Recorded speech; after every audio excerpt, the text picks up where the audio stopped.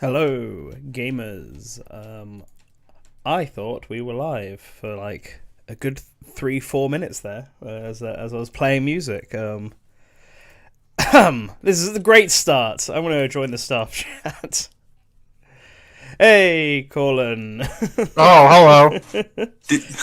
So for everyone listening, I first was of gonna all, say, did you only just hit go live now? So for everyone watching, Happy New Year! First of all, second of all, we got a new way that we're doing live streams, which should be better. We've moved over from Streamlabs to XSplit, but Streamlabs, whenever I hit go live on Streamlabs, automatically makes it live on YouTube immediately. I didn't know that. So I'm used to hitting that and then just having YouTube go live.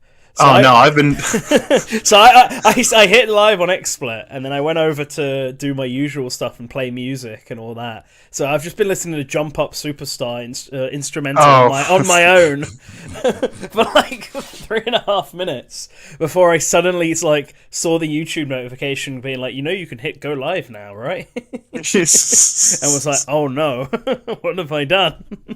Oh yeah, I've been doing it manually this whole time. I don't.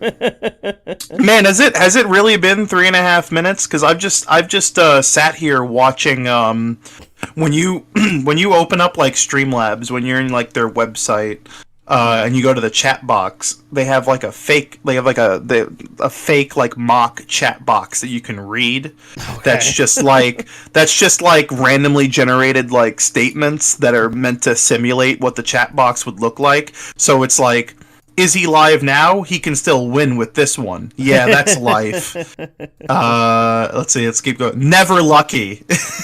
Yeah, that's life. It sometimes like repeats. That move was Pog. Like, is he live right now?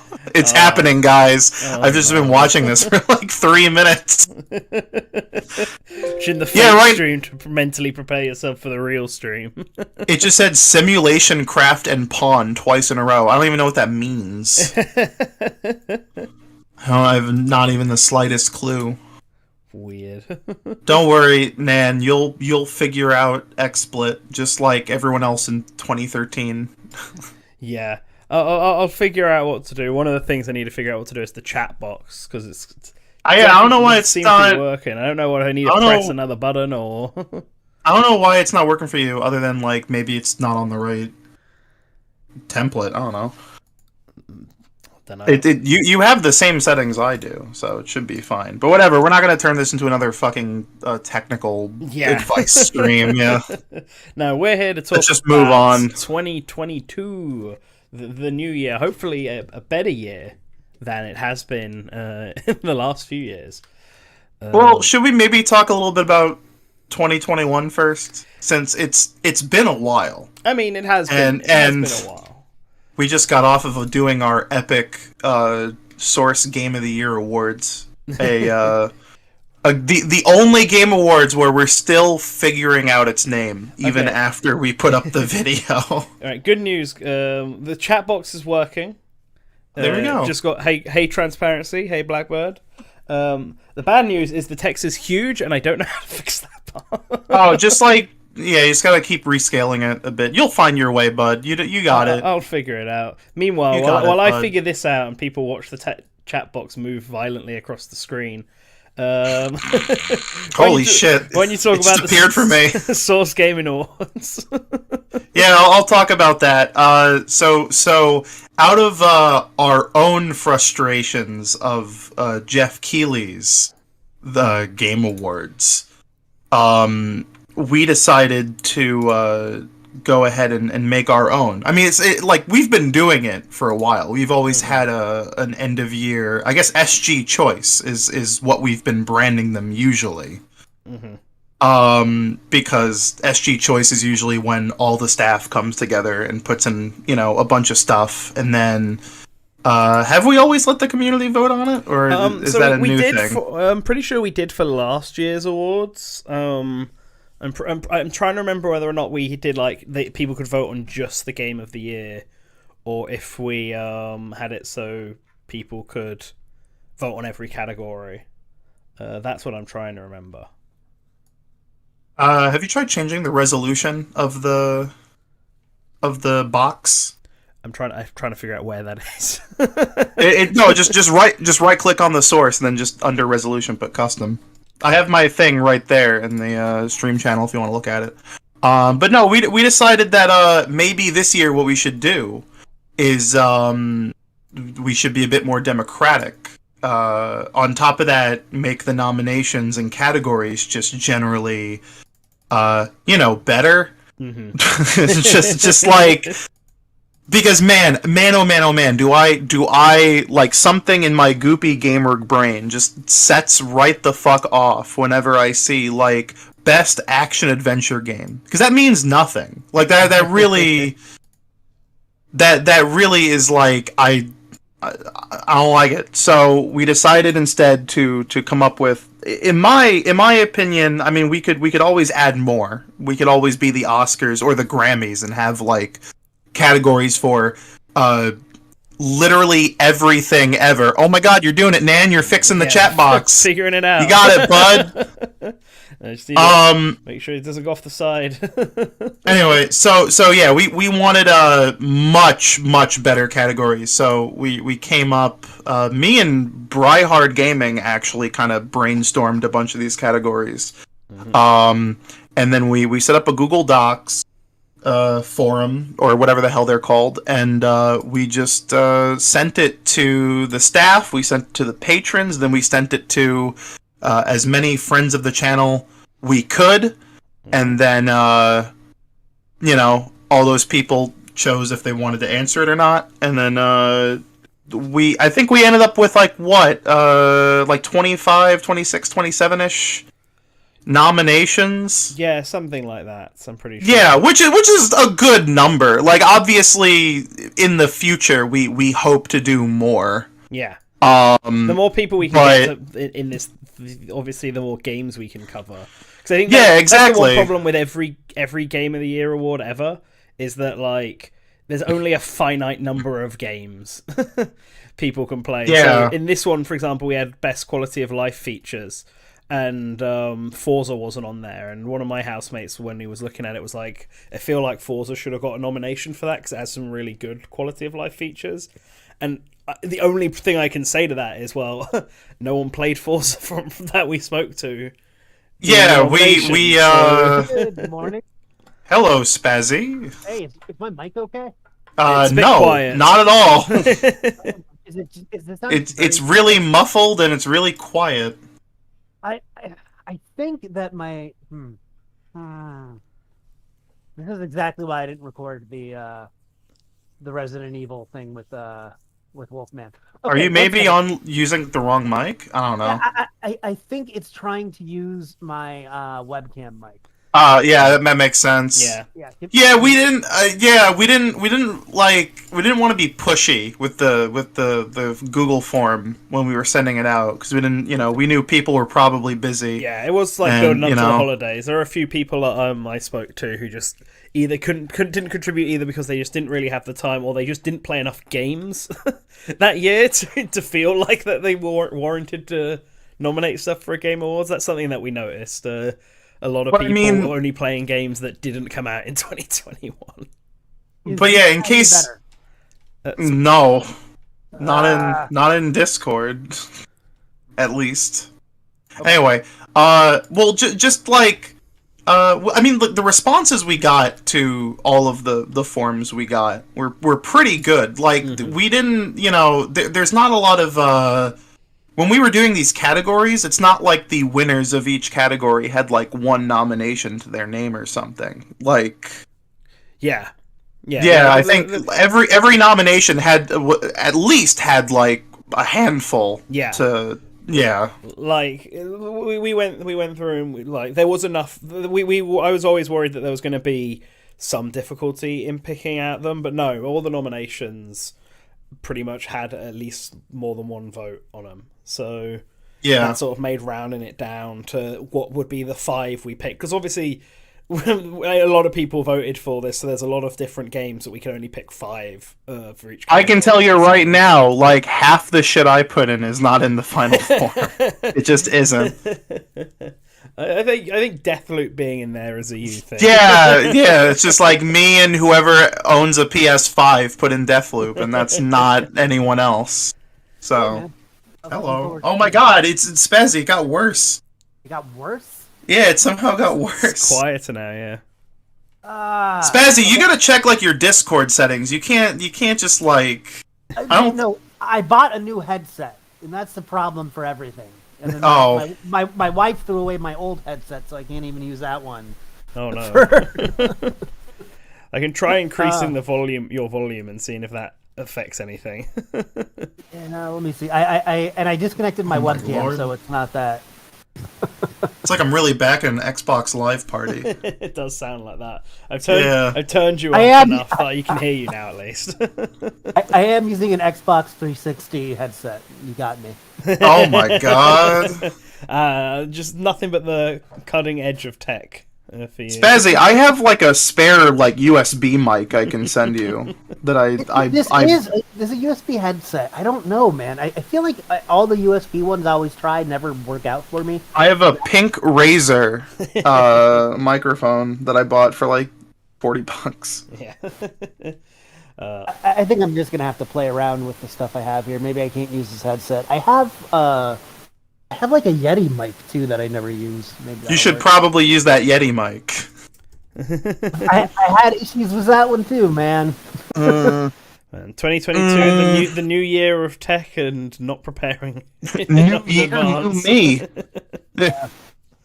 Meanwhile, I'm here with my little audio box 96. Ooh. I'm just glad I missed what we playing, so that I don't have to say that I've been playing Big Brain Academy and then we haven't even done that. We jumped straight into the awards. And then Ed said to be like, "Where's your review?" Where is your review? Where is your review? We can talk about that afterwards.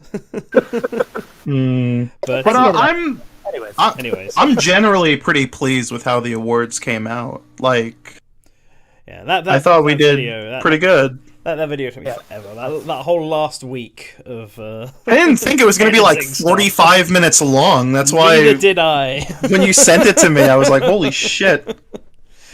You don't realize how long these sort of things take when you have 20 categories to go through. Yeah, but that's how we we technically, if you think about it, there are certain categories we spent more time talking about than the Game Awards themselves. I mean, did. exactly. I don't want a situation where it's like I'll go through all the voice actors and the UI in like 2 seconds, and then YouTube will play an advert. I'm not saying we're better than Jeff Keighley. I'm saying I'm much poorer than Jeff Keighley. That's the deciding difference. That's the factor. Yeah.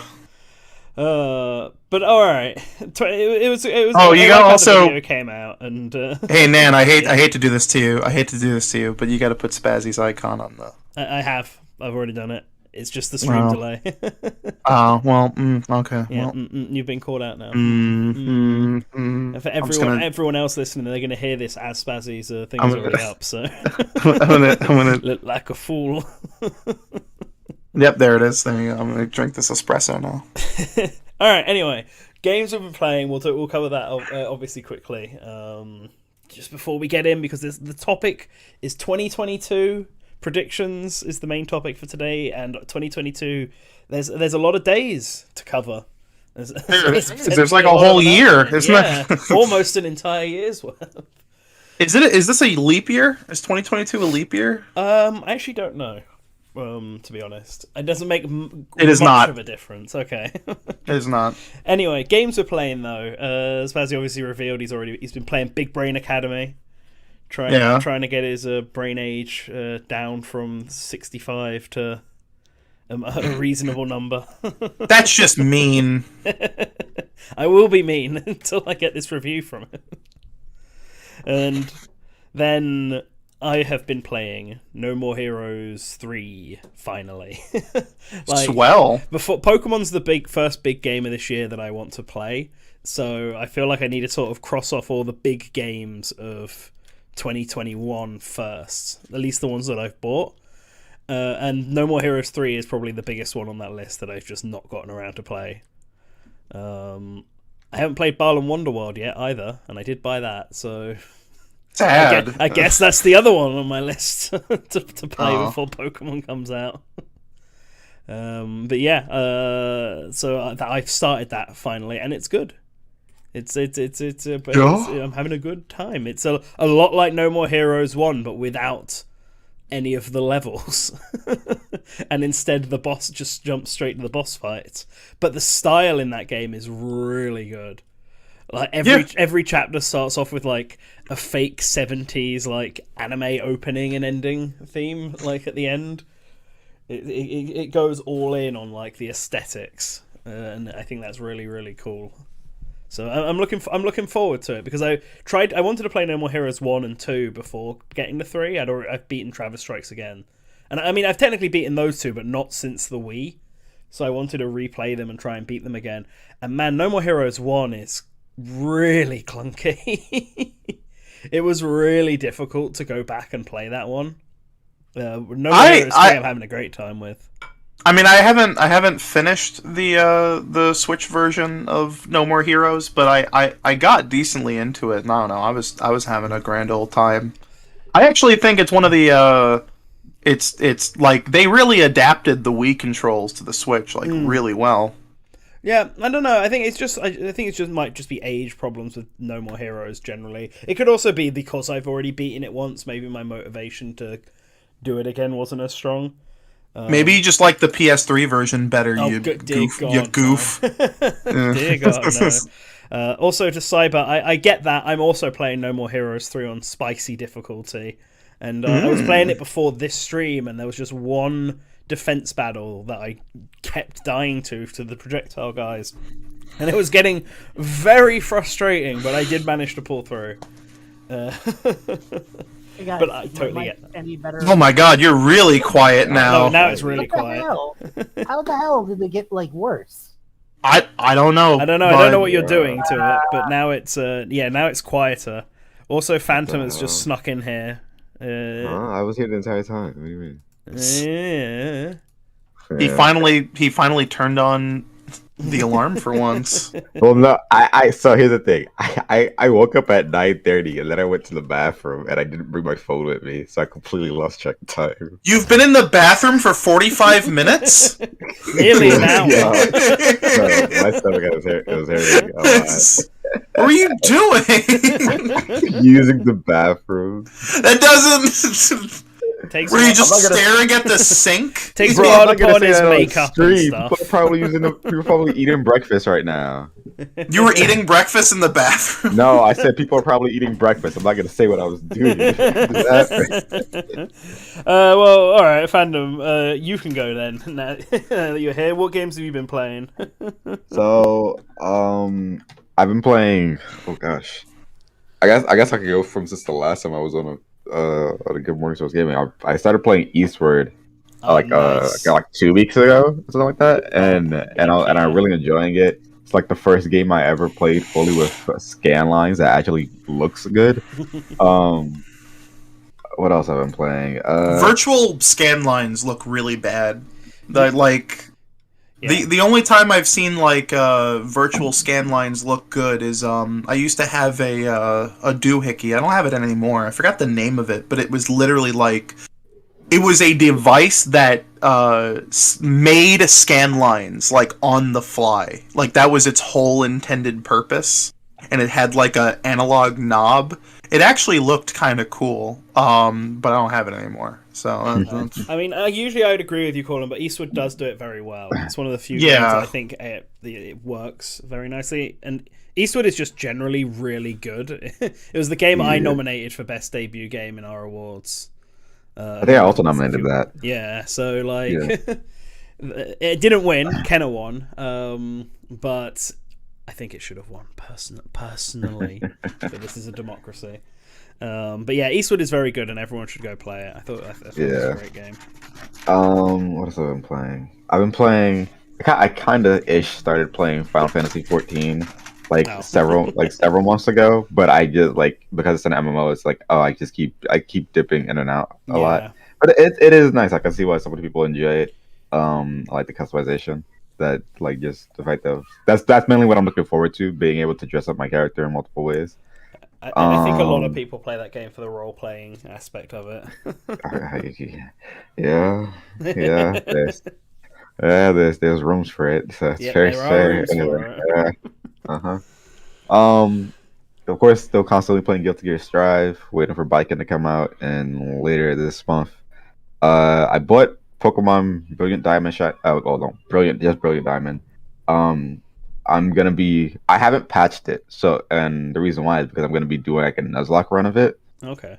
With the way that it is originally. So like if anything happens, if I get stuck anywhere or whatever happens, and I'm only so like I set specific rules like because my friends tell me that it locks up in certain places, like it hard locks, it just crashes sometimes. I'm like, okay, well, I'm gonna make a rule that I can only save when I'm in a town and stuff like that. So if anything, if I lose progress, I lose progress and that stuff like that. But it can also be a benefit because that means if any Pokemon dies and the game crashes, and that means I get spared. It's like a save state cheat for a Nuzlocke. Right. I've also been playing No More Heroes. Nice. I'm playing it on Wii U and Switch at the same time. Wii U, what? My bad. So I got a Wii U. I bought a Wii U. I think I said this on. Damn, have I not been on? I mean, GMSG you might have said it on a previous. You certainly episode. weren't on the last one. Oh, yeah, I was not on the last one. I like a few months. I think. Maybe this was during the summer actually. I just never. Yeah. I got a Wii U and a new 3DS with like a whole bunch of games for like $200. It was a really good deal, and I got No More Heroes. One of the games I got was No More Heroes and No More Heroes 2 for Wii. So I've been playing it on the Wii U that I got. So I've been playing No More Heroes 1 on both the Wii U Right, okay. and Switch to see what the differences are because I want to actually go through them and then play to of course get to No More Heroes 3 because I just haven't played those games and I want to actually experience what it's like. Make sure you play Travis Strikes Again. I own that. I own that as well. And it's the Kingdom Hearts chain of memories of the No More Heroes franchise. I guess maybe. I mean, it's more often this. It'll feel just a little bit worse. Is my mic better or worse? better than it was before, but not the best. But still really quiet. Yeah, it's not muffled anymore, at least, but it's quiet. I feel like an optometrist. I'm all like, is it better like this? Or better like this? What is it? Yeah, at least it's not muffled anymore. Now it is just quiet. Okay, maybe I can fix that in settings. Let me see. Mm-hmm. Yep. But yeah, anyway. Colin, what have you been playing? Nothing. Fantastic. No, it's.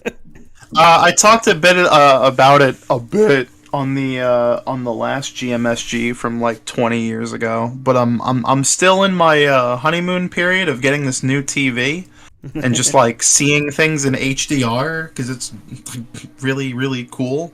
Oh, you got the NFT? You gonna get that? What you getting? No, I'm not getting the NFT TV. No, the NFT. I'm not here for the global grift. Anyway, I like an NFT, a nice fucking TV. Yeah, a nice fucking TV. Hell yeah, gamer! Raise up your gamer mugs and take a swig of Rockstar energy drink.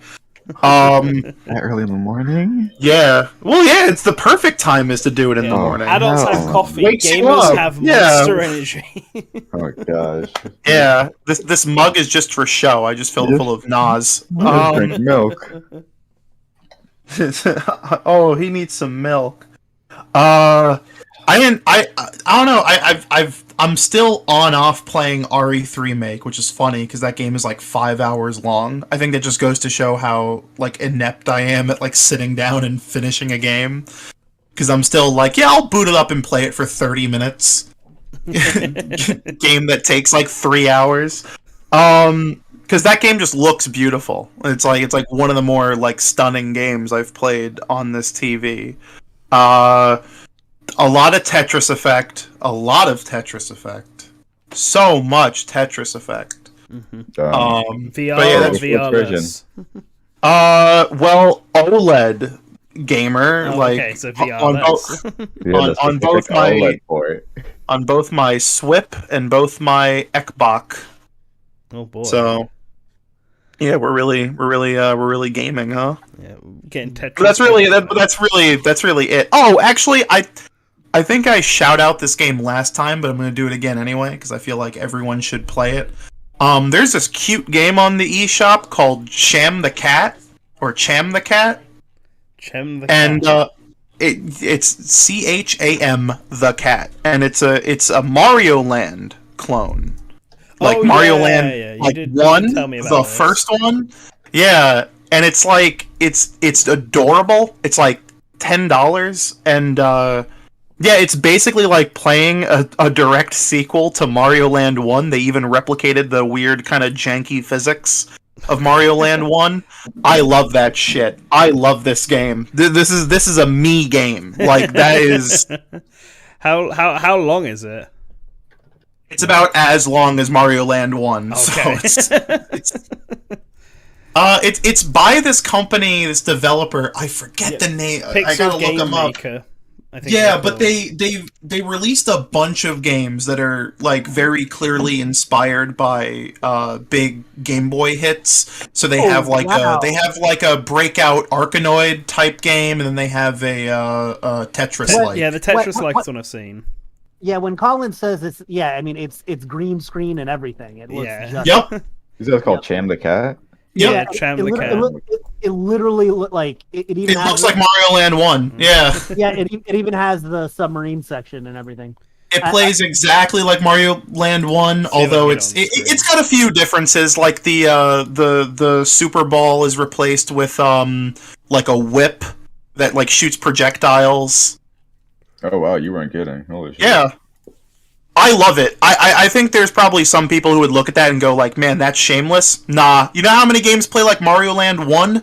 Mario Land 1. That's it. Not even Mario Land 2 plays like Mario Land 1. Even the coins look the same. Yep. I love it. I genuinely like it's such a like I like that. I see I don't have anything negative to say. I think that's great.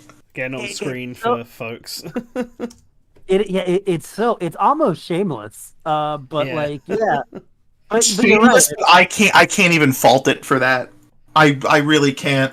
It's so good. There's a charm and simplicity to those early Game Boy games. Yeah, I've gotten a big fondness for early Game Boy games. I bought one of the Analog Pocket, you know, that just came out, and like I'm like eagerly awaiting it to come because I didn't realize like I kind of just want to play some, you know, goddamn Game Boy games, and I'm just holding off playing any Game Boy games until like I get the Pocket so I can get them on a good high quality screen.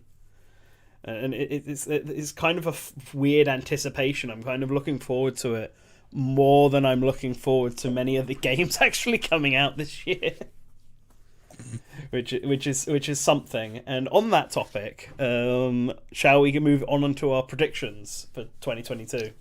Oh, I Yeah, never got sure. to say what I was playing. You were although I playing guess Big Brain Training. You started this. Yeah, I did. But I've also been playing Shovel Knight because I have a podcast on that next week, and I've been Ooh. playing that Guardians of the Galaxy game because it's a lot better than I thought it would be. Nice. Is that the Shovel Knight, the first one, or Pocket Dungeon? The first one because Okay. yeah. Pocket just- Pocket Dungeon is very good. Is it? Yeah. I've been wanting to play it. Maybe I should play that. It shot like really high up, so like one of my favorite games of last year. Like it came right at the end, and I had a really good time with it. It's like a really weird mix of a roguelite and a puzzle game. Highly yeah. recommend it. I almost forgot that it existed after the initial reveal of it. Like I haven't followed it at all. Yeah, it's good. Like even if you didn't like the first Shovel Knight, it doesn't play anything like that. So that's the same sort of, you know, visual style and aesthetic. Yeah. But everything's a bit more chibi in this game. But it works really well, and you can play as like every single knight in it, and each one has their own unique abilities and stuff, which is cool. When I originally played Shovel Knight like back in the day, it didn't have those 10,000 other things that they added. So Yeah.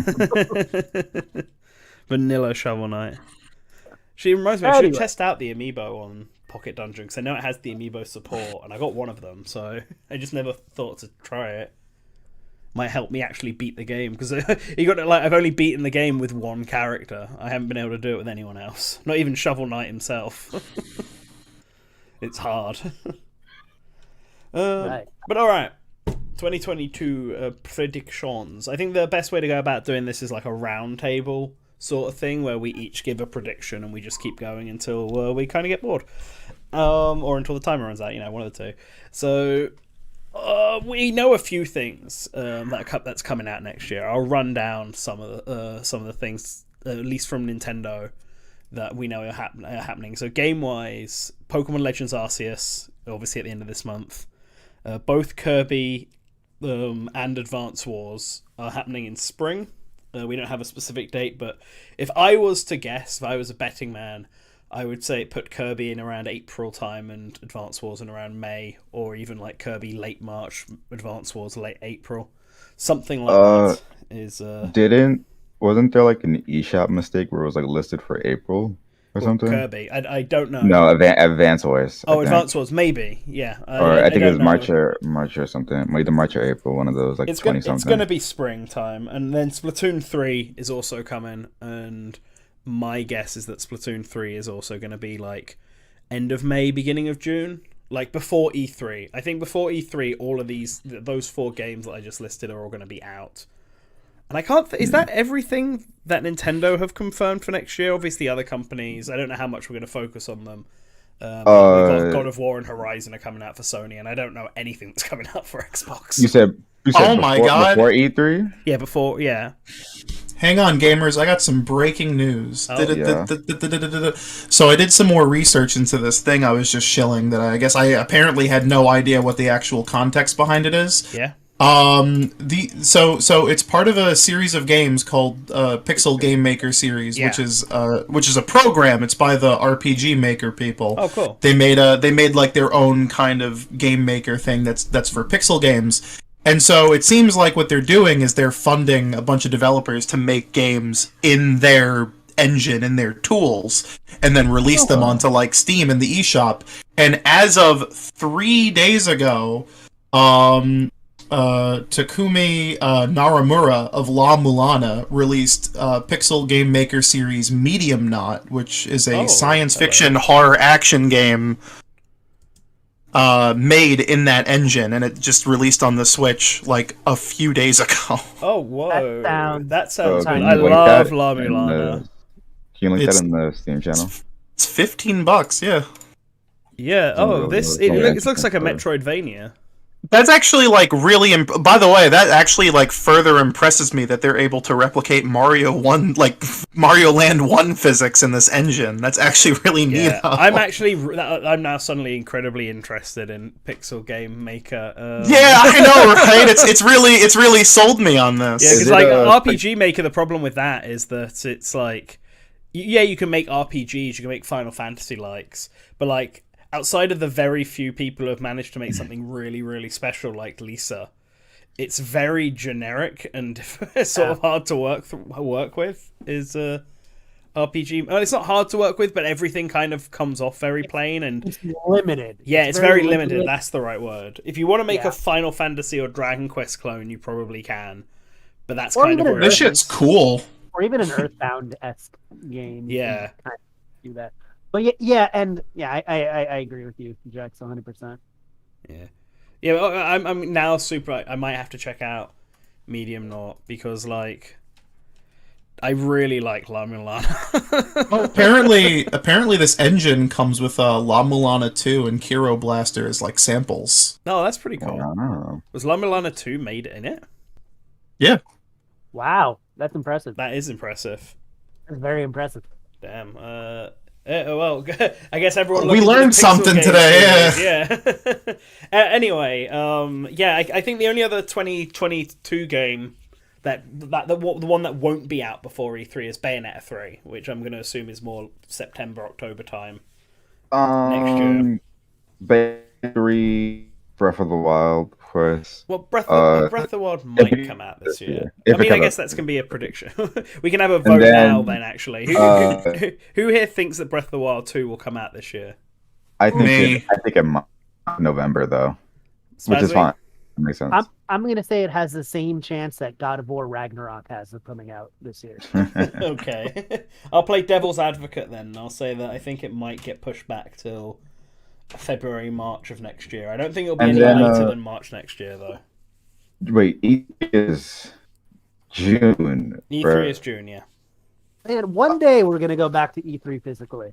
But I've never been. Splatoon- It'd be nice. Splatoon 3 either might come out or in July. So I'm thinking the album in there as well. It might come out in June, like for E3, or it might come out in July. Couldn't agree more. I think it's crazy that Nintendo is so scared of Chocobo Racing GP that they're pushing out a new Mario Kart as soon as they can. Oh god. I think that's kind of crazy, but it's not going to work No. because I can already tell you my prediction is that Chocobo GP is going to be my game of the year next year. This year, you mean? Okay. It's 2022. This year, yeah. I forgot it's already 2022. You were correct. Well, I hope Chocobo GP is really good because of all the Square Enix March games that they're releasing. It's the best looking one. The March Bonanza. That's the one I'm actually the most interested in. But actually, you brought up Mario Kart, and I guess we'll start with that. A new Mario Kart. It's obviously been sort of heavily rumored this week. A few people have said it. Jeff Grubb has obviously said it. Zippo's also said it, and a few other people have come out to say it. Whether or not they're jumping off of these two or not, who knows? But seemingly people are hearing about a new Mario Kart. Well, wait, was it Jeff Grubb or was it? No, it was Dr. Sirkin Toto, wasn't it? Who said Mario Kart? I think Jeff said something else. Should get my facts straight. But anyway, those so a new Mario Kart is rumored. I guess my question to you all is, do you think we are that's right and we're going to get a new Mario Kart this year, or do you think it could be a Mario Kart for next year? Like what are your thoughts on this? And why don't you start calling? Love Mario Kart, don't you? I do love Mario Kart. I don't know why everyone thinks I hate Mario Kart. I just hate the idea of Mario Kart having 600 fucking characters because I think it's beside the point and will lead to issues that a certain game series we covered routinely has. Here's an insider leak from me. It won't have 600 characters. No, it'll Guaranteed. have 88, and one of them will be Gino. I mean, I feel like I was pretty. I really like 8DX. I think 8DX is like perfect. I don't. Any of these other Mario Kart fans who are like, oh, I think my favorite's Double Dash. They're wrong. They're subjectively wrong, but I mean, like, I think it's time, for sure, for a new Mario Kart. 5 years in seems like a good time. I mean, like, there was people already asking for, like, a Mario Kart 9 or 10 in, like, 2019, 2018, and I felt like that was too soon after 8DX, especially because I think 8DX is, like, that is the game that Nintendo could just keep selling forever, and I'd be happy with just being the definitive Mario Kart 8. I wouldn't even mind if they just actually had updated it with more stuff. Yeah. So, I mean, I hope this new one plays like Mario Kart 8. But if it's a new thing, that's even better. But yeah, I don't know. It's time. I really hate the idea, the notion that it might just become like Nintendo Kart, or just they start focusing on like crossover shit. I think that's like, I don't like that. I don't like that one bit. Yeah. I mean, Keep it simple. Keep Mario Kart simple. Let you play but as Mario. it'd make them a lot of money though. That's why I do play as if anything, Mario. that's why they would do that. I mean, So this, I've been thinking about this, right? I don't want it to be a Nintendo Kart either. I think part of the fun of the Mario Kart series is that it's Mario. You know, Mario has like people who think that we don't have enough Mario characters to add any more to the roster are like fools. Because there's like a bajillion Mario characters. And I'm not even talking about the super one-off obscure RPG characters that everyone's requesting. There's like basic-ass enemies. Yeah, they should put in the... that haven't been added into the game yet. They should put in the Super Ball from Mario Land 1. Put in Spike. They should put in Katanga from Mario Land 1, who has a cart. Katanga has a cart ready, guys. But like, yeah, no, like... I feel like it's just more enjoyable if it was just the Mario characters. I mean, obviously, if you prefer other series, then you might think otherwise. And I don't mind a couple of guest characters in. Like, I think 8 Deluxe is the right amount of guest characters. I don't think I'd have any more than that. I certainly wouldn't want half the roster taken up by non-Mario characters. Obviously, I don't mind Donkey Kong, Wario, and Yoshi characters, because they're sort of sub-series of Mario. There's a connection there. But like, I think yeah. my thing with the whole Nintendo Kart thing is I think if they start focusing on like trying to appeal to like fans of everything, because Smash like from the get-go was a general celebration of all these Nintendo franchises. Mm-hmm. Like I feel like that people are going to focus a bit too much on like representation and like, you know, I think the discussion, there's a big issue with Smash where I think there's a really big subset of people who focus way too much on the crossover aspect and not like the video game itself. And I really don't want that to happen to fucking Mario Kart. Yeah. That's what it comes down to. I don't want to be here in 5 months making Rate That Character Mario Kart Edition. Like, I really fucking don't. Jesus. No. Honestly, I would prefer Mario Kart just have like the same roster as like Mario Party, where it's just like 8 people. It's just 8 characters and not like, you know, fucking 32 or something. I heavily disagree with that. Because I think Mario, for a couple reasons. One, it's not Smash, man. You don't need to have a full character model that has to do 12 different poses and 8 different taunts and 36 different moves or whatever. It's super easy. They just got to go, aha, whoa, and turn around and make a like thumbs up. Like they don't do anything. Like it's easy fan service. So why wouldn't you do easy fan service? Number one. Like you have like 8 characters. Why? It's not like there's that much in depth that changes. Like the only thing that really matters is their weight classes. Now it's different if they're adding twists that like everybody gets unique weapons again, like in Double Dash or something like that.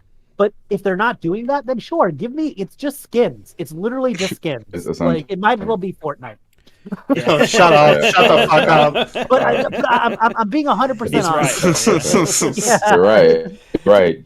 But you phrase it wrong. So I'm more on Spazzy's side on this in that I think I would prefer Mario Kart have a bigger roster with characters that I wouldn't normally play as, and I prefer that in any sort of games. Like Hyrule Warriors, one of the big things I like about that is that I get to play as not just Link.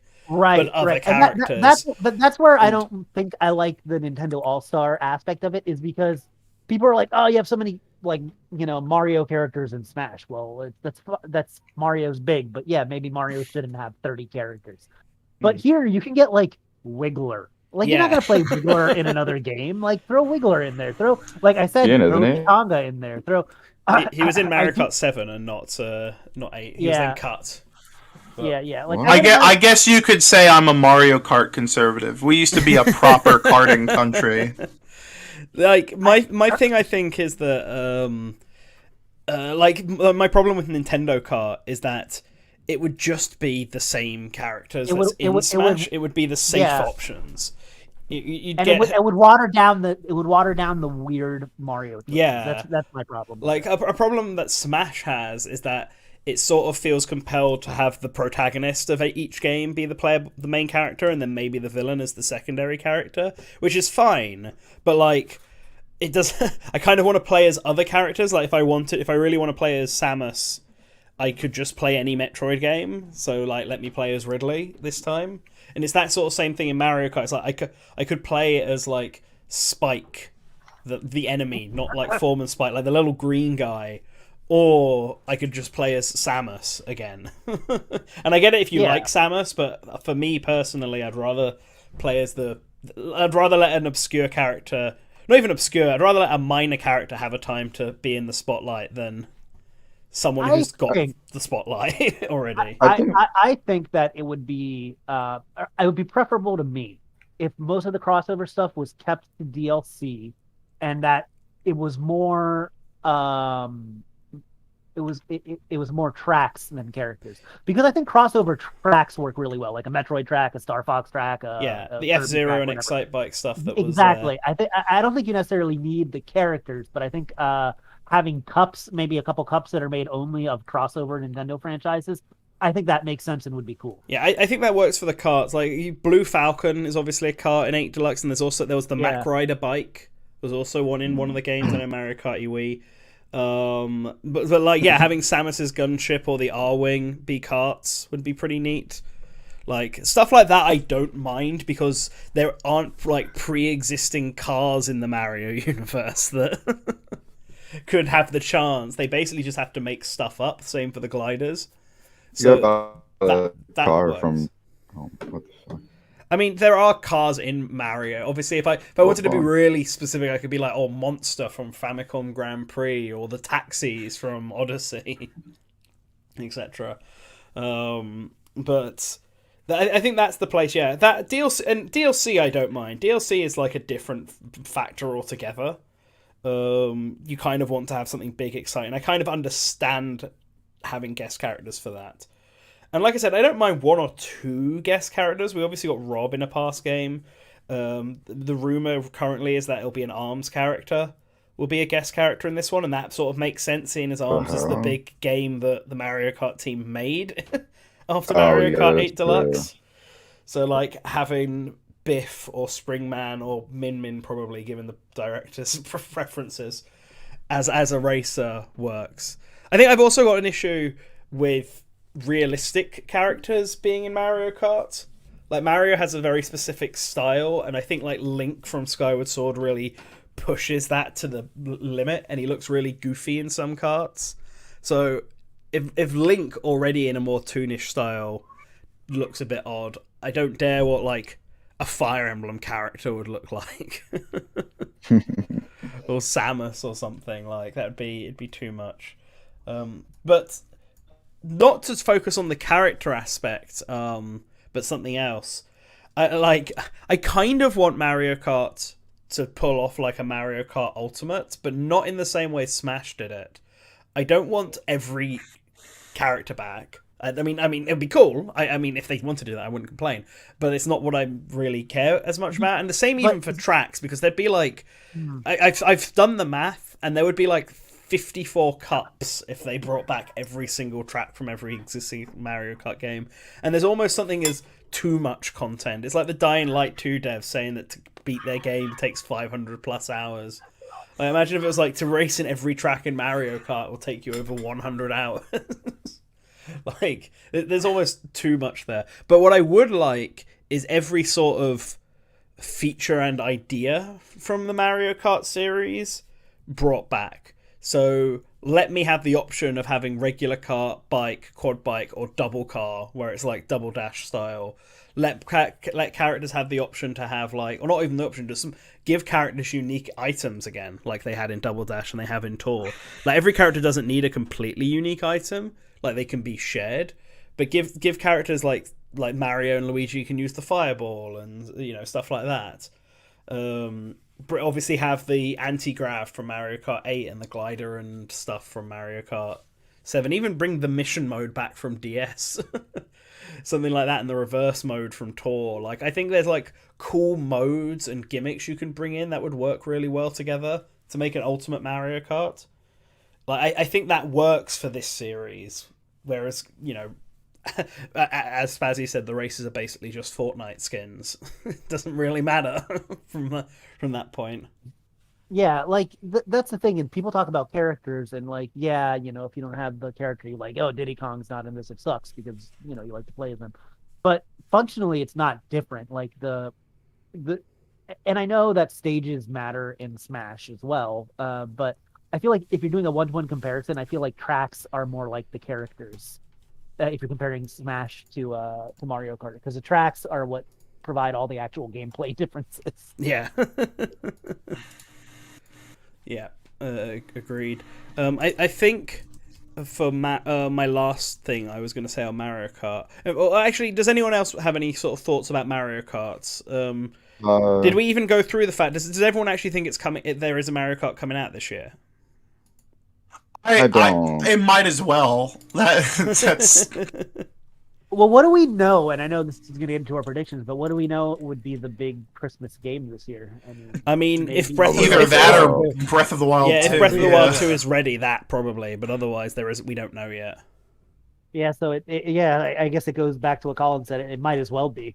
Yeah. So I have a counterpoint to this, and this kind of goes into my next prediction, which is why I wanted to leave it till the end. But we were talking about this, I think before the stream, if memory serves me right. But the Switch is like 5 years old now, or almost. It will be in a couple months' time.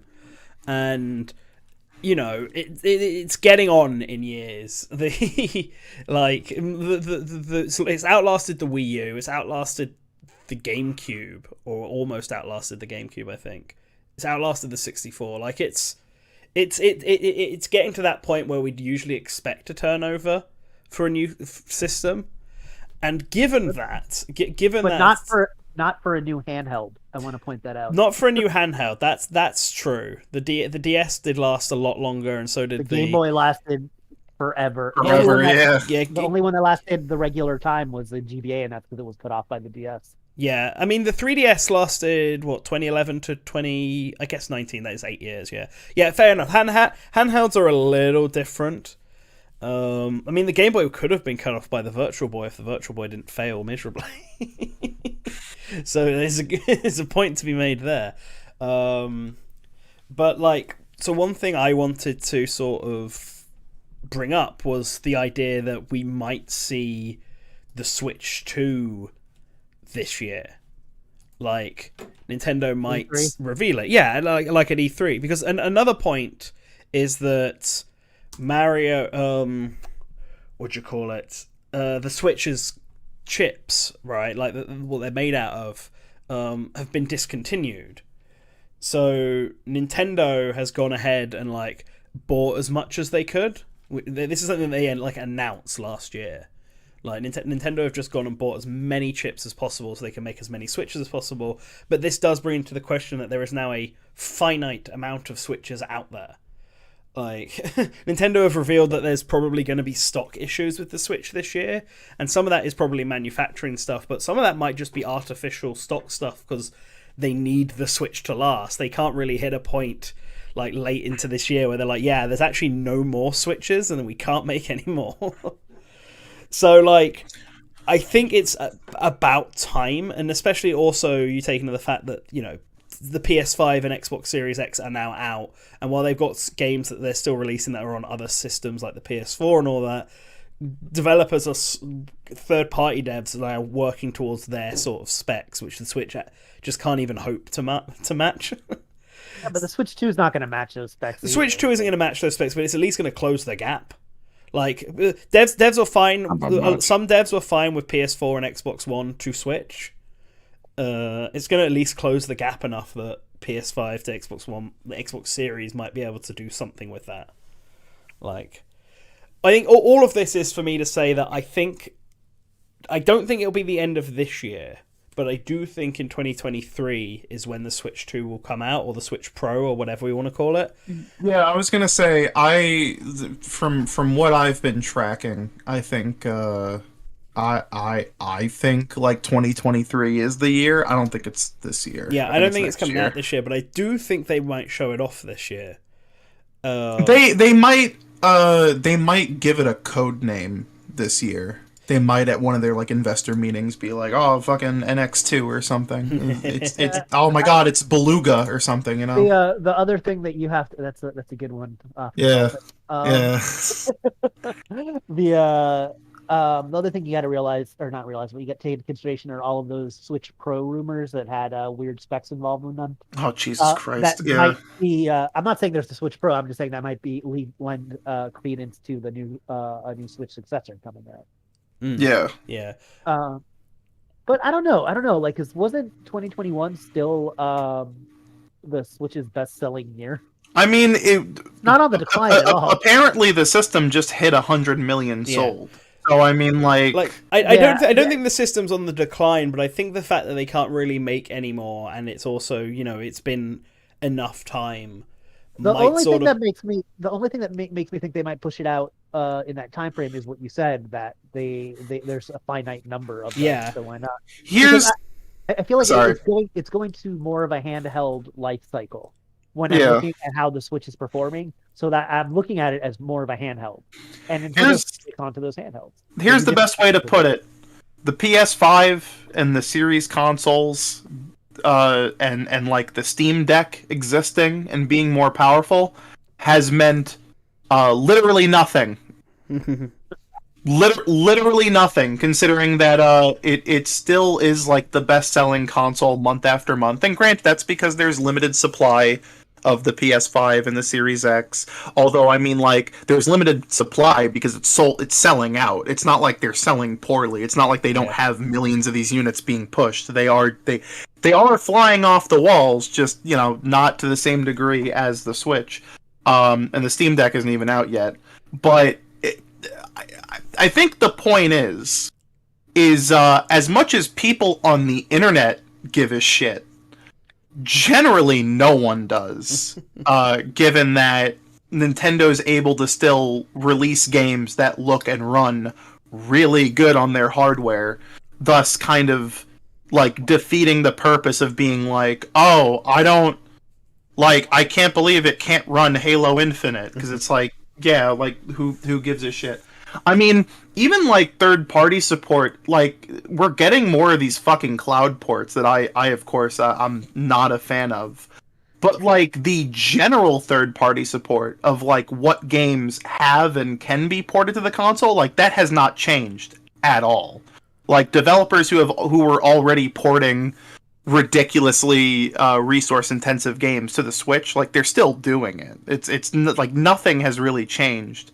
And of course, like indie support is still, you know, going really, really, really strong. Yeah. So, I do think a Switch 2 is on the horizon, if only because like, obviously, like we have like good insider information about Nvidia and what chips they're making, and that they do have a chip that is intended to be used by Nintendo in some capacity, and they're not going to start manufacturing that thing until like halfway through this year.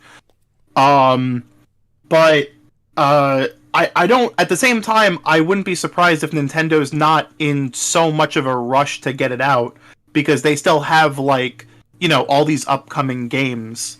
You know, like say what you will about the power of the Switch, like people are still going to play Splatoon 3 and buy it day one and play it on it. Yeah. So this is what I wanted to sort of bring it back to Mario Kart, with what we were talking about. Because obviously a lot of people are sort of now thinking Mario Kart will be revealed this year and released this year.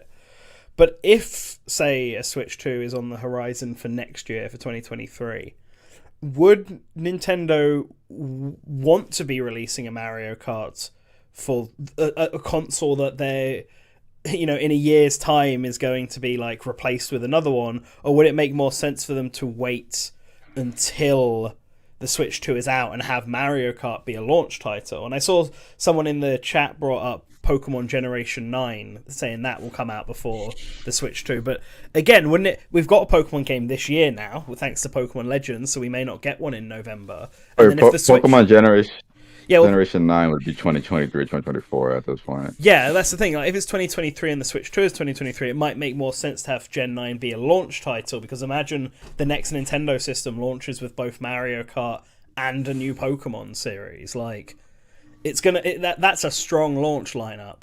So would it make sense to release them now, like a Mario Kart this year, when they're only going to support it for like a year and a half, maybe, before the next console comes out?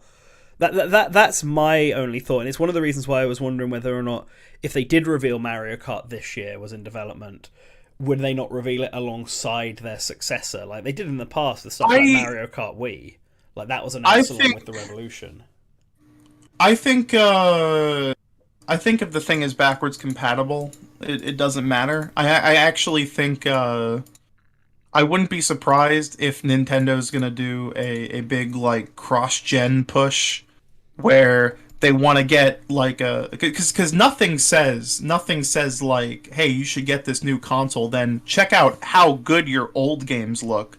I mean, that's essentially Sony's and Microsoft's strategy for both the PS5 and the Xbox Series X, is like, look how fucking good this 2019 game looks. I do think they're going to take that strategy. I actually think this is going to be sort of treated in the same way that the DS to 3DS was, where the Switch 2 will have like, we'll be able to play any game that was on the Switch, like from day one, simply by putting the cartridge in. And then there'll be like, you know, some games will get like graphical boosts or whatever, but then games that are exclusively for the Switch 2 will have a different cartridge shape, and so won't be able to be played on the regular. Yeah, it'll have a little notch on the side. Yeah. I really appreciate how seamless upgrading to the Xbox Series is from the Xbox One, where it's literally just like, yeah, you can just play everything exactly the same except better. Yeah. Like I think that's how most consoles are going to be moving forward. I mean, Nintendo's good at Nintendo and eventually just be like, nah, it's some brand new gimmick just because we are Nintendo. Yeah. But I really feel like between what we saw with the PS5 and the Xbox Series, I just think that that's what they want to do, was like, yeah, it's going to be the same thing but better. Like, you know, we're just gonna. Yeah, see, that is what I think the Switch 2 might end up being. My other big reasoning for thinking this is like Nintendo Switch Online, because they obviously just pushed out the expansion pack this year, and like it wouldn't make sense to me if they supported it for like 1 year and then they announced the Switch 2, and then obviously they'd support it for one more year because they kind of have to, but then Switch 2 would have its own completely different NSO stuff that they'd also have to like dual compete with. It wouldn't make much sense to have both. So I feel like almost anything that is on NSO, like Tetris 99, all these apps and all that, will just automatically work on the Switch 2, and we won't have to wait for Super Mario Brothers to be ported over again and stuff like that. Like, I think it's just going to be added to the service, and if that's going to be the case, that's why I also think that basically every Switch game is going to be able to work on the Switch 2. It'll probably have its own eShop, but yeah, that's my thought. That's my thought process. But yeah, here's a question I have for all of you guys. Do you think that with the current trajectory and what we know, because I have for years said that it wasn't going to get close, do you think that the Switch can actually get close to those PS2 and DS sales numbers? Switch 2 or just the Switch in general? If they're Switch 2 is a new system, so that wouldn't count. Yeah. No. Well, if there really is like a finite amount of Switches, because like the whole like Tegra X1 not being produced anymore, there's a lot of misinformation about that, because like the Tegra X1 has not been in development for a while. They ended development of that, but that doesn't mean the Tegra X1 Plus is you know, not in development anymore. And it seems like Nintendo bought like millions of these units just so they have backstock, more than like, oh well, these are the final chips ever. It's really hard to say, but I mean, if there's a finite amount of them, then like there's only so many more they can actually make. And I guess that would then reach like 120. I forgot what the PS2 sales numbers are off the top of my head. But I mean, if these if these dubious VG like charts sources can be trusted, which usually they cannot, but they're close enough anyway. I mean, the thing's already surpassed the Wii, so who the fuck knows, you know? Right. PS2 is 155 million. Yeah, Right. I don't know if it'll hit that, but it's still Think it might. it's still outsold most consoles in Yeah. like a significantly shorter amount of time The than most DS has consoles. sold 154 million. So Yeah. so it would in either case it would need to sell over 54 million more units. My thought on it is that what we saw with the Xbox Series and the PS5 is that it basically killed the sales of the previous consoles, like by a good margin. Yeah. Like because it does everything it does and more. Yeah. If the Switch successor does that, then there might be a similar case for that. However, because it's a handheld, and this is where it gets weird, most Nintendo handhelds sell the majority of their units once they reach a mass market price. So really, if the Switch Lite ends up being like $100, like $99, it could catch up, because then people are buying that for their kids. People are like, I don't want to buy a new system for my kid. I'll buy them this one. Oh, you have this. I'm going to buy one for you and your sister. And that's when it can make up like a ridiculous amount of units. But that's only if they push it as that, if they do like the 2DS route, right? Where they're all like, here's a cheap alternative for kids and for people that just kind of want to play the games on the go or stuff like that. So I that's the only way I can see it happening. But I don't think it's impossible. Like I don't like the way the Switch has been selling. I think one thing that really worries me in regards to Switch 2 is how to market it and and also what it would end up looking like, because we of course don't want another situation where it's like Wii and Wii U, where people don't know what the Wii U is. People think it's just the tablets you have to buy for your regular Wii. And then I think it's going to be different. I'm going to say that right now, because part of the confusion there was that the Wii had 10 million actual peripherals already. Yeah. So they sure, yeah. yeah. And then it's also like the idea is of course that the Switch 2 would still do like, handheld. The hope is that the Switch 2 would still do like handheld and console gaming. So it's like in my head, I can't imagine many other ways to change the Switch design to have it feel like really new and clearly be something that is not the same as the previous thing. You say that, but like the OLED exists. Well, no, And the OLED has like minor differences, but that's not like that's the still whole like chassis is different. it's like still very close to a Like Switch it in has the general. same profile as the Switch, but that's guaranteed. But like the whole of like the body and the screen is like but completely I different. think that's what I think that's what Phantom means. Like for a general consumer, the Switch and the Switch OLED aren't that different. They have the same general profile and shape. No, I guess they need I to. get you, but I'm just saying like that's still like enough, because they have to do it in a way that like you can't just like shove the thing into a Switch case and then it like works. So obviously they would continue building on it. Like my point is not that like, oh, the OLED is so radically different in terms of its design, but it shows that they know what to do to change things around in it and to like make somewhat like major adjustments to how the actual like body of the thing is. But I think ultimately what's gonna like push it more than anything else is just the name, and that's just like the thing. They just have to have a better name this time around. Because ultimately, like, because there's the whole thing about like, oh man, those Xbox names are terrible. People are gonna get confused, and like, yeah, the names are terrible, but like, you can't even buy a One X or One S. Like, they took those off the market at the same time they released the Series X and S. So like, that confusion isn't even like there. It just doesn't exist. Yeah. And I think we're getting something like, I feel like the OLED is slowly going to just outright replace the Switch. Like they'll start just having the regular Switch on the board, and the OLED will be the only one there to get through that. Maybe they'll do the same thing. I think with the Wii U, it was a different situation, because Nintendo had spent so much time naming all of their accessories like Wii something, and the actual like profile of the Wii U looks like from the head on, which almost in all the advertising they almost never show the actual box, but the actual like head on profile of the Wii U looked like the Wii. So they spent way too much time focusing on the tablet, and so people just thought it was a tablet.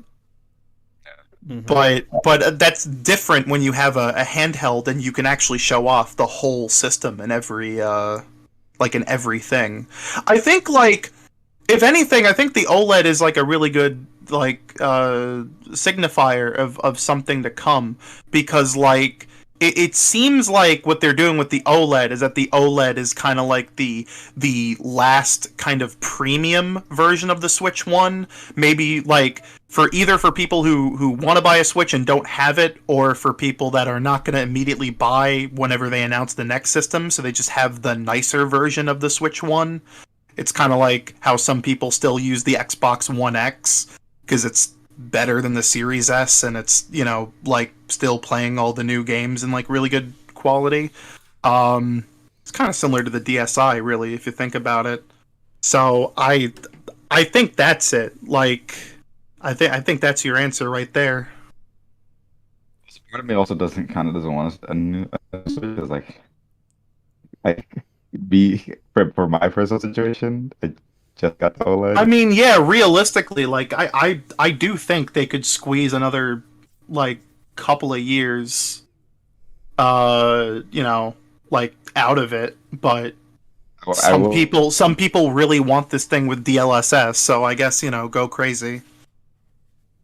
I don't think there's going to be as much confusion, especially because like the Xbox. If people are buying the Xbox Series, which is the most confusing thing I've ever heard in my life. Yeah, exactly. Like seriously, like as long as they remove the option to be confused, like there really isn't like. Because now we're starting to see a bunch of Xbox Series S's in stores. But you still can't buy an Xbox Series X, and for over a year now, you couldn't buy a Series S either. They are selling out constantly, and like that is the most confusing like naming convention I've ever seen. And Xbox One already had a bunch of versions, so if people aren't confused about that, then they won't be confused by Switch 2 or whatever. Well, the name is different, but like the name is confusing, yes. But, like the Series X doesn't look anything like a One. Right, but there's also a Series S, which looks nothing like either of them. And then the Xbox, and then the different versions of the Xbox One also look super different. The Xbox One S looks more like an Xbox Series S than it looks like any other version of an Xbox One. If they're not available anymore. Like, you get rid of that confusion, sure. Like, it's... people won't be confused by it. The only thing is if Nintendo's market is different enough, if it's too many families and kids and if stuff. They call it the Switch Plus, like then it's fucked. But like, I mean, they could just pull a Sony and call it the Switch 2. I feel like that's the easiest way to do it. Switch 2, Super Switch, like there you go. Like, yeah, and honestly, like I said, for kids, but kids are actually some of the smartest consumers out there as far as product differentiation. Like people think kids are dumb, but kids will know like exactly like, oh, you didn't get me the special edition of this or this or this or blah blah blah. They know. Oh yeah, that's why we keep saying the parents and not the kids. Yeah. The kids want this thing. They're gonna do research about it. Like of course. Yeah. Absolutely. Yeah. But all right, Switch 2. That's that. Let's move on to a different prediction, and I've given a few. So why don't someone else go ahead with one? Colin, if you've got any thoughts on anything. God. Or I can ask Phantom instead if you need some time to think. Wait, what exactly are we predicting this year in general? This year. Yeah. Like, what are your sort of predictions for what you think we'll see this year? It could be like stuff that completely out of there, or it could be stuff that you think like might happen this year for certain games that. But we're gonna do one prediction at a time till we run out. Is that the? Yeah, basically. Okay, so do one prediction. I mean, like, does it have to be Nintendo related, or it could just be anything? I guess it can be anything. I'm probably going to keep mine all Nintendo related, but I won't stop you if you got. I don't know. I mean, like, I don't like. Man, I don't like. My whole thing right now is that like I'm just playing everything by ear, and it sucks because there's things I know about. Like that are happening, and at this point I'm just gonna like throw a wrench into everything we're doing, because it's just like, man, I don't even want to speculate, because there's already a bunch of shit that like there's like substantial evidence or has just like leaked outright that I'm like, oh well, for fuck's sake, like I want that now. Like that GoldenEye thing. What the fuck? Like, I'm still like, I still can't believe it. Did you? Do you guys know what I'm talking about? Yeah, GoldenEye 64 looks like it's coming, or is coming to Xbox. Spazzy, did you see it? What? GoldenEye leaked. Oh yeah, I did see GoldenEye. Like on New Year's Eve. But what I'm wondering it's very real. Yeah. I'm wondering if that will still come onto a Nintendo console, because there's definitely a possibility that it was through negotiation. It'll be actually, you know what? Then I guess this is speculation. Yeah. I think if it's not, I think they're just gonna put the GoldenEye ROM on like NSO. So if they didn't bother putting like the far superior Xbox Live Arcade version of Banjo-Kazooie on the Switch, and there's been rumors that Perfect Dark is coming anyway, then I think they'll just put the GoldenEye ROM on NSO and just be like, that's good enough. But yeah, like a big port of GoldenEye to the Switch would be really banging. So I guess this is my sort of thought about that, because I think that would be the preferable option. They put GoldenEye ROM on 64 Online and hope that the emulation isn't shit for it, because then we get it for free. But like, if Microsoft also want to be pushing GoldenEye, are they just going to make it Game Pass exclusive, or like so that it can also be free exclusive to people? Or like, would they want to sell it? Like, because if they want to sell it, but Nintendo are giving it away for free, that's like. Well, weird. the current thing is it's Xbox only. Yeah, that's because it's because we've only seen Xbox achievements for it. That's why.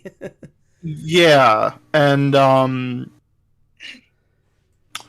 yeah, I don't know. I just wait, but GoldenEye was not part of the revealed lineup. They're gonna drip feed us with one N64 game a month. Yeah, they are, but like.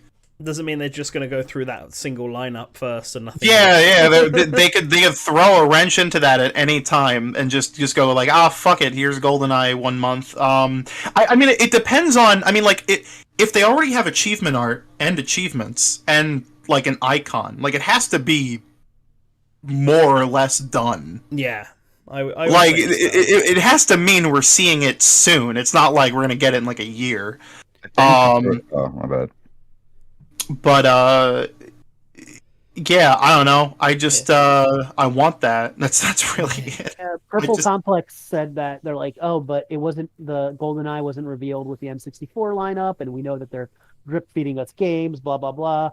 But, I mean, I don't think they want to show us everything right off the bat, even if they're only giving us a few. I think they want to keep a couple surprises. I just feel, but we know that in order for them to have GoldenEye, some sort of negotiations would have to be done with Nintendo. Now, maybe these negotiations are what are allowing Banjo on to N64 Online in the first place, and we won't see GoldenEye. Yeah, but I mean, yeah, but there's a chance I feel like they would just throw the ROM on there too. Well, here's the real question is they revealed the N64 expansion pack in October, right? Yep, right. When did Nintendo get GoldenEye unbanned from Germany? That was in like November, I think, or October. It was very soon after that. Then there you go. Yeah. October 30th. Wow. Yeah. Or N64 Mini. That's my prediction for the year. Okay. I do not N64 see Mini that. this year. I predicted something. GoldenEye will probably be at like. So, I imagine that the way that the 64 rollout is gonna be is that it's gonna be a monthly thing, as shown already, because they're only doing like one game per month. And right now, I think there's, out of the games that they revealed so far, there's 5 left or 6 left, and that means that the last game will be out that they revealed so far will be out in like June, which means like, okay, around E3 time, or what it's supposed to be E3 time, announce the next lineup of games, and then GoldenEye can either be that same day, or it can be with so like there could be 2 games launching in June, or you could have it be, okay, we're announcing that GoldenEye is going to be on Switch Online in June, and then July comes out. Well, here's what I think. I think this is coming out right away. According to like Jeff Grubb and whomst ever, this is like the Nintendo Microsoft thing that like people have been talking about. Yeah, that's been teased for like the last year, and then we didn't really see anything of. It's basically Nintendo wanted all these Rare games on NSO, and then Microsoft was like, yeah, but can we get GoldenEye on the Xbox? So it seems like I wouldn't be surprised if part of this negotiation is just simply the fact that Microsoft wants the Xbox to be like the definitive place to play these games, but Nintendo's allowed to just kind of give them away as freebies for their like N64 service. I think that's it sucks, but that's probably what they're going for, which is why I think they'd rather just put the ROM on NSO than just having the remaster on both platforms. I would much prefer the latter, but I feel like the further is the more cynical business thing, since again, Banjo is the N64 version and not the Xbox version. I'm gonna go ahead and say this: if you have the option of playing the Xbox version of Banjo, do Play it. the Xbox version of Banjo. Yeah. It's got stop and swap. It's better. Not only that, like you for the notes, you don't have to collect the notes all in one sitting. That's amazing. Yeah, that's the big problem with the first Banjo-Kazooie game. It's just it's a pain. Jeff and I recorded a podcast that may one day in the future. Sometime I will get to it this year. yeah. Well, let's talk about that after this. Actually, yes, about the future things we're recording. Okay, cool. Cool. Yeah, but no. So Banjo-Kazooie comes out this month. I feel I don't. So they haven't confirmed that they're releasing one game a year. In fact, they've confirmed that they don't have a plan for their releases for this. I think Nintendo of America are just doing whatever Nintendo of Japan says. And I feel like there will be months where we'll get multiple games, or at least different games. Because you're right. You mentioned, Phantom, that there was only like 5 games or whatever, 6 games or whatever that were left to come out. Being F-Zero, Kirby, 64, Majora's Mask, Mario Golf, Pokemon Snap. But, like, Japan also has Custom Robo 1 and 2 on that list. Like, they've got more games on their list of stuff coming out. And considering, how much people are paying for this and all stuff like that, I can't see them just being like, and this month, Japan gets Custom Robo and everyone else gets nothing. Like... Like, because that's an issue that the SNES and NES Online apps have had, where they try and have one big game every update, but if that big game is a Japan exclusive, we just don't get it, and we just don't get a big game. But at least we have smaller games to have so that we can have an update. So I feel like Nintendo also only just showed off their games in this. I feel like we are going to be getting third-party games and other stuff like this, so that when Japan gets like Custom Robo, we'll get like Glover or something. And like Treasure have also confirmed that all of their games are coming to NSO 64, which was 3: Sin and Punishment, Mischief Makers, and Bang.io, I think it's called. Okay. So we know Mischief Makers is also coming at some point. Like, it wouldn't surprise me if GoldenEye, like, Banjo-Kazooie's coming out this month. If in the next Nintendo Direct they confirm GoldenEye will be coming at some point, and it just, like, comes to N64 Online in February or March alongside whatever next game they have planned for it, like maybe Mario Golf or Kirby 64, whatever's going to be next. Like, I feel like it's not just going to be one game a month. Like, it's just that they've done one game a month so far, and that's it. In the 2 months it's been out for. Yeah, I don't know. I want to get my 2 cents out there. Anyway, anyone else got any sort of predictions for this year? I got a prediction. I predict that Sony will be the first of the big 3 to integrate NFTs into their games. Oh no! Oh my god! Hear me out. I feel like Microsoft is really good with optics, especially with Western players. So they're not going to do it. They're not going to do it unless it becomes very mainstream. And Nintendo, a lot of people think Nintendo might go into NFTs, but Nintendo is inept when it comes to anything that's technology that's less than 10 years old. So they I feel like it's too new for them. Like I don't know. Even if Konami getting involved are not surprising at all. I do think it's kind of funny that people were very like, oh my god, like, Konami's terrible, which they are. When they just showed like a couple like anniversary NFTs, but like I feel like people like besides one or two quotes have not really been realizing how many NFTs Square Enix is doing. They're already doing NFTs and they're doing like a lot. And Square Enix is already a company that likes doing gotcha shit, so they're just gonna like be like full into this, Yeah. like full tilt. I mean, yes, Square Enix and Ubisoft are the two, bad ones to watch out for. I'm sure Activision would be doing it as well if they wanted already a lot of bad publicity. Yeah, no, for sure. I think EA's already done a few too, so it's gonna be one to watch out for. For like non-NFT predictions, ooh, that's tough. What won't be an NFT this year? I think Xenoblade 3 is gonna happen next year. I think Be announced. Yeah, I could see that. Yeah, be announced, maybe even released this year. Maybe because Nintendo's been very good recently about not like everything they announce are like in 3 months. Mm-hmm. Like we didn't know about Metroid Dread really until it came out, until E3. But I think Xenoblade 3 is going to be an E3 direct reveal. I don't know if it'll come out this year, but it might. I think it might get if. I think it will. I'm thinking that this year is going to be kind of like a repeat of 2017 almost.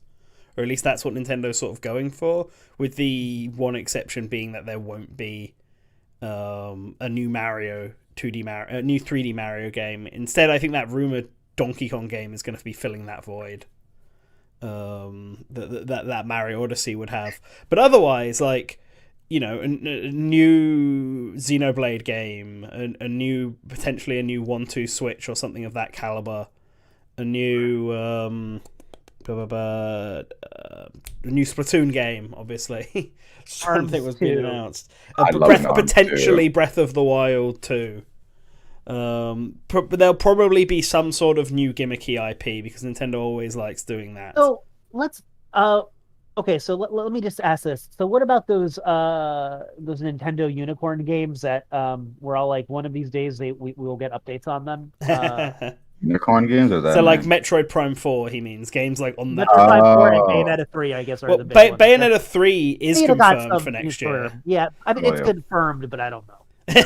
I actually think it will hit next year. I think Bayonetta 3 will happen. Yeah.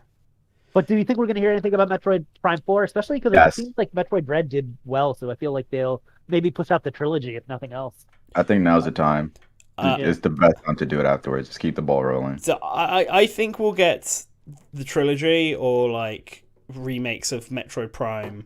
Maybe Metroid Prime 4 is the actual Switch 2 like launch title. That's what I was building up to. I think potentially at this point, Metroid Prime 4 might be the Breath of the Wild of the next generation, where it comes out on Switch because they already promised it for Switch, but it also comes out on Switch 2 like same day, and is like a launch title. So it's got that cross-gen. It still is there for Switch, but which would be really funny to have the launch title of like your next system announced at the start of the system before. I mean, do you think they're going to do the thing where the previous games are going to be enhanced in some way? At least some of them. Yeah, I think so. Like, I mean, the Metroid Prime trilogy has been rumored for a while, and it's been back and forth about whether it's the whole trilogy, whether it's just Metroid Prime 1.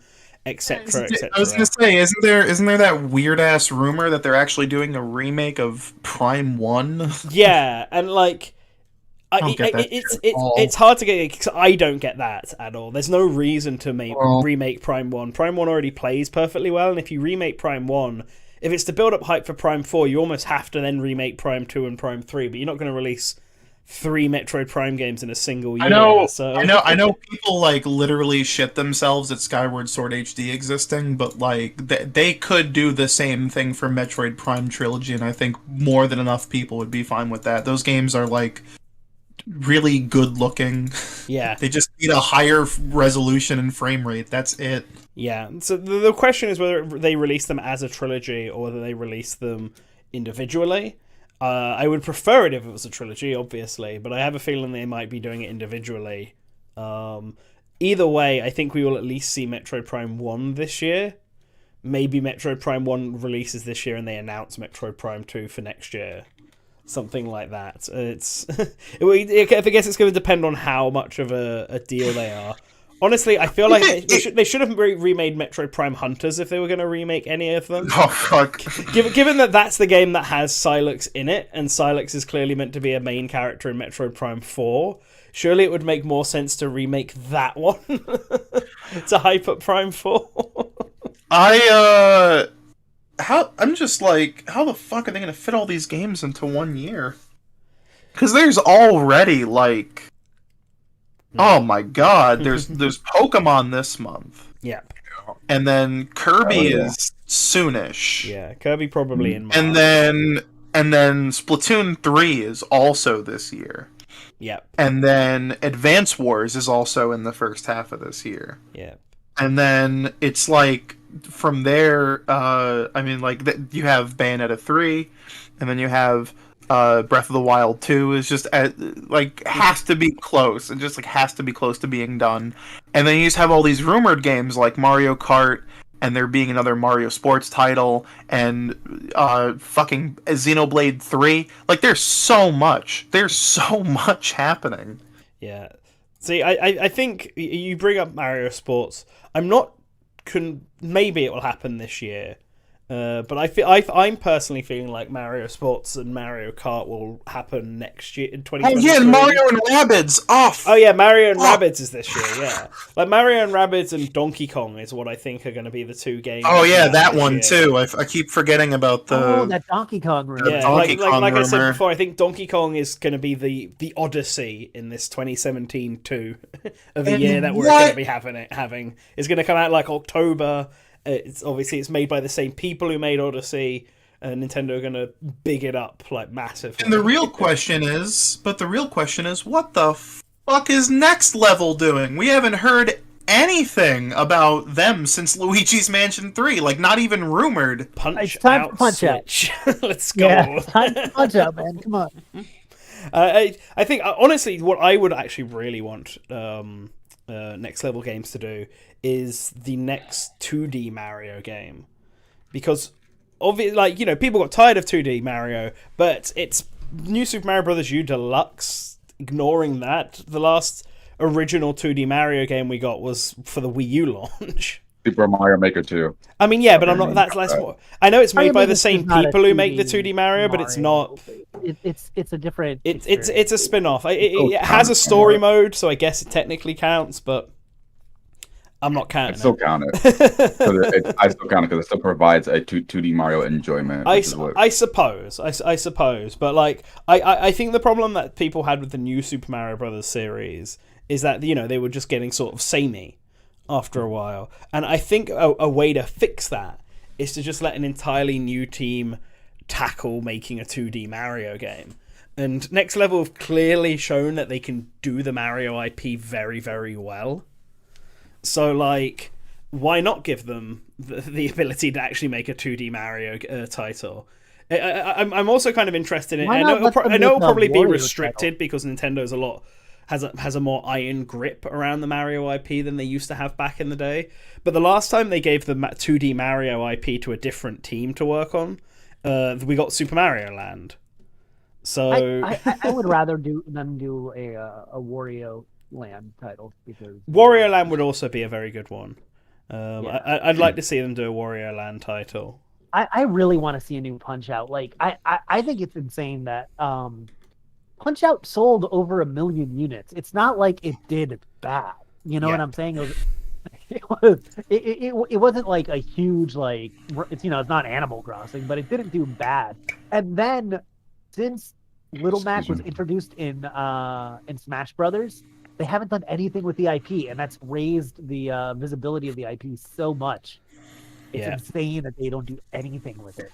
And I guess it's because I feel like it's limited. They're like, well, what can we do? The same thing with new boxers, and the answer is yes. Yes. Yes, that is the answer. I actually do think a new Punch-Out is possible. Like, I think the reason we haven't got one is purely because they would want Next Level Games to do it, and Next Level Games has just been stuck in Luigi's Mansion hell for the past decade, basically. Like, they went immediately from Luigi's Mansion 2 to Luigi's Mansion 3, and then just kind of got drafted into making Federation Force in that time. So like I have a feeling that now that the Luigi's Mansion series is done, we'll probably be getting a Punch-Out game like next. God, I would hate for Next Level to be doing ports. Like, that would suck. I'm just replying to someone in chat, but Jesus Christ. After Luigi's Mansion 3, I don't want them. I don't know. After Luigi's Mansion 3, I want them to do something cool. Like, Luigi's Mansion 3 is... Luigi's Mansion 3 IMO, it's the best Switch game. I was gonna say, it's easily a top 5 like Switch game. Yeah, it's a very good game. I would actually I'd be interested. I think in it legitimately Sorry, go on. You go. I'm sorry. I was gonna say I think it legitimately outshines like even Nintendo's work on the Switch. Like it's so fucking good. I think between and we're not even talking about gameplay, which is the best part of it, obviously. Yeah. From visuals and presentation, I think it balances performance with visuals better than any other game on the system. Yeah, that game is gorgeous, runs at native resolution, never drops a frame, and uses like the lesser of the Switch's like power profiles, which is insane.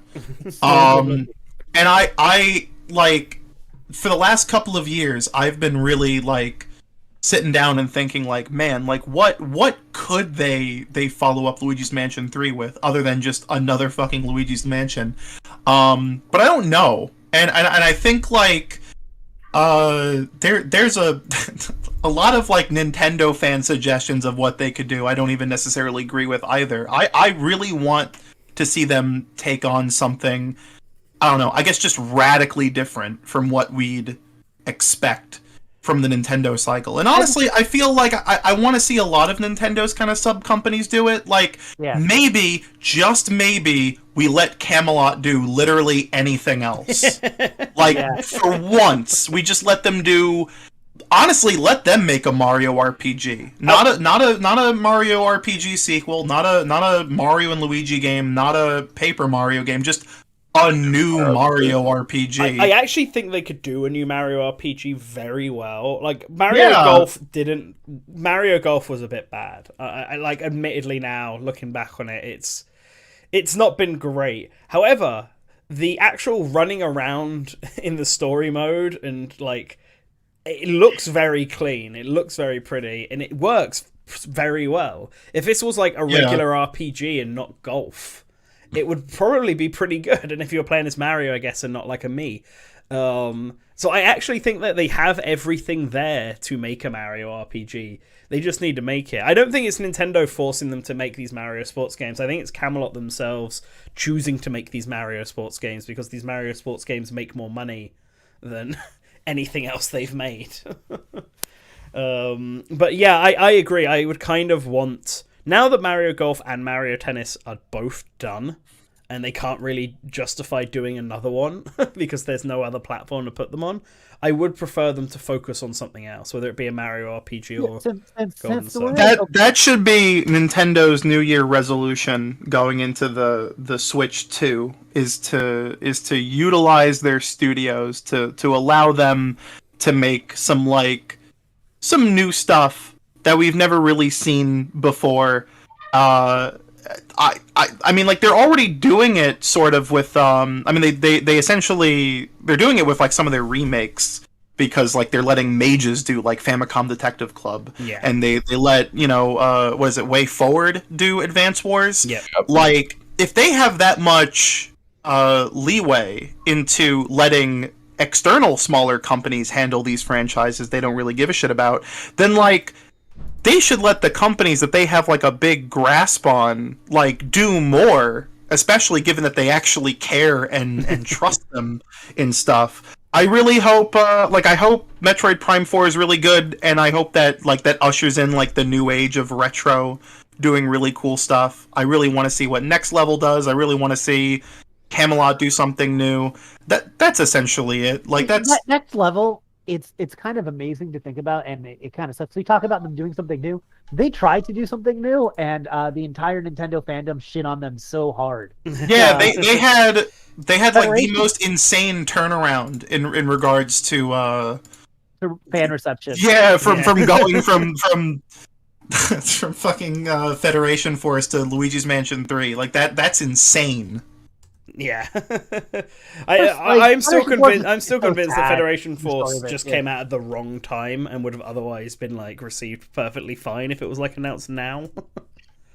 Yeah, if it was announced now, and people were like, Metroid Prime Oh, 4 is boy. still coming, but we have another team working on this thing, people would be fine with it. Yeah, Slashy in chat says maybe Nintendo can create an FPS game. I mean, that's Prime. That's Metroid Prime. That's it's unless we're Geist. talking Geist. Yeah, yeah. I get it because Metroid Prime is more like it feels like a first-person adventure. I know you're shooting; it is a first-person shooter, but it's less about the shooting and more about Yeah, but they're not making Geist 2. That's not gonna. I don't know. I mean, they're All right, they're not, but like so listen here, right? You know, Forever Entertainment, that Polish company that Oh my god! did that is doing the House of God. the Dead remake and doing the did the Panzer Dragoon remake, have been commissioned by Nintendo to work on stuff now. on what though? Do we know? Well, we don't know what yet. All we know is that they have signed a deal with Nintendo to be making games Oh. for them, presumably while I'm in at the it- same way that they're doing. So I feel like you were saying with like Nintendo giving off the franchises they're not too bothered about to these other devs. I feel like they're just gonna be Forever Entertainment is gonna be there to like remake a bunch of C-tier GameCube titles like Eternal Darkness and Geist and Then you know what? like that. If they're given like GameCube ports and remasters to Forever, then let Grezzo make a new 2D Zelda. You know, Yeah, just saying. I think Grezzo should make another 2D Zelda. Like Zelda's a weird place right now because I don't think they'd want to release more than one in a year. But like obviously Yeah. with Breath of the Wild 2 coming out potentially next year, I can't see a 2D Zelda also dropping. Like if Breath of the Wild 2 is actually 2023, there's a possibility that we get a 2D Zelda, but also it might just be easier to. That's when you finally release Wind Waker HD and Twilight Princess HD on the Switch, just to fit, just because that's like flexible enough that it can come at any time, so that if Breath of the Wild 2 does release this year, they can just drop that next year instead. Like it's place filler at that point.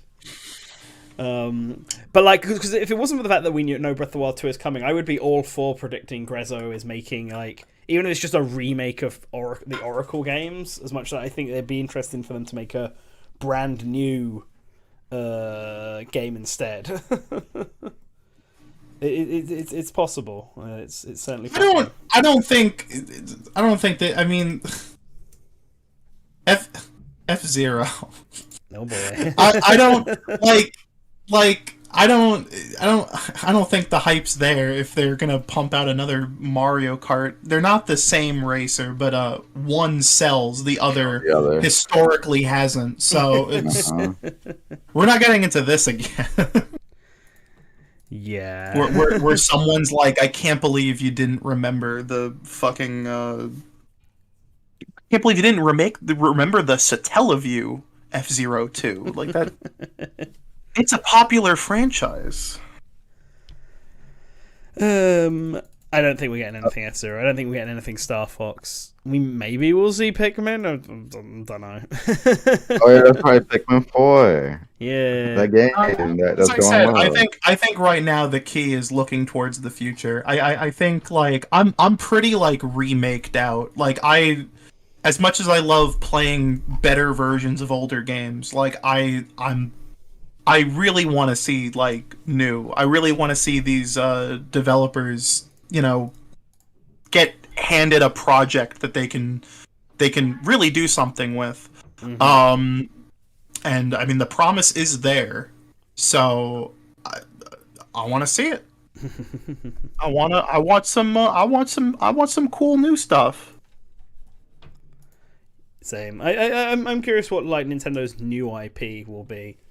Because like, they always release one every single year, and it's been a few years since we got was it Good Job, which was the last sort of indie game no, that they did. Well, what are you talking about? Game Builder Garage. It's not an indie game. They did Snipperclips, then they did The Stretchers, and then they did even Good if Job. it's just even if it's just bringing back old franchises that have just been dormant for a long time, like that'd be fine too. But like I think there's I know it makes for boring discussion because I don't know. I'm not like presenting any like poggers ideas. Like, what if they made the fucking Mario the Hyrule Warriors or something? Like, I know I'm not presenting anything, but I don't know. I that's just what I want. I think it'd be epic. To go in the opposite direction of stuff that is a series that do get games, and we'll probably get another one this year. I feel like Fire Emblem is finally getting us another game this year. Oh yeah, it just feels like the obvious one. Isn't the rumor a genealogy? I mean, remake? The rumor is just a remake. Okay. And that rumor only exists really because there was apparently another remake in development for 3DS that got cancelled, along with another Style Savvy. So I would assume that there's probably another Style Savvy coming out as well this year. I don't know why it's taken them so long. Maybe the devs just not used to HD, like developing for HD games, which is certainly possible. It's what killed Alpha Dream. But like potentially another Style Savvy and then a Fire Emblem remake. People are assuming Genealogy because logically that's the next one. They've remade Fire Emblems 1, 2, and 3. So Fire Emblem 4 makes sense. But they have expressed interest in remaking Fire Emblem 6 in interviews before, so that's certainly possible. Yeah. But that's, I think, something that we'll probably see. I think that's probably something we'll see in the first Direct of this year. Fire Emblem feels like it's a good place for summer. So I think we'll see... I mean, we might even see Xenoblade Chronicles 3. God, I'm starting to imagine the February Direct to be like really RPG heavy now. And it's just going to have all those typical people will start complaining heavily about it. All those white guys wearing glasses are going to be in shambles when they're like, I can't believe I saw an RPG. It's gonna be that. What year was it where the Direct was basically just RPGs? None of them, but that's what everyone says. Remember last year's like February Direct where they showed Legends of Mana and Triangle Strategy, and that was it, and everyone's like, "Oh, too many fucking RPGs. I can't stand it." Like, is there more than that? And it's not like I hate RPGs. I've played Persona 5. Do you think we'll get a localization for Buddy Mission Bond this year? Oh, I don't. Actually, no. I don't know. I want one though.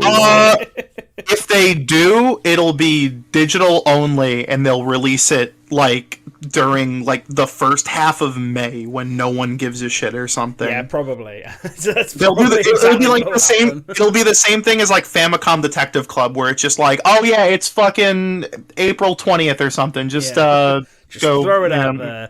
So Slashy says, I'm curious if Nintendo's hoping to make Advance Wars a big franchise again. The answer is no. And the evidence I have is that the game isn't even coming out in Japan. So it's just... I don't think they care that much about it. Wait, what? Advance Wars hasn't been announced for Japan. It's purely coming to North America and Europe.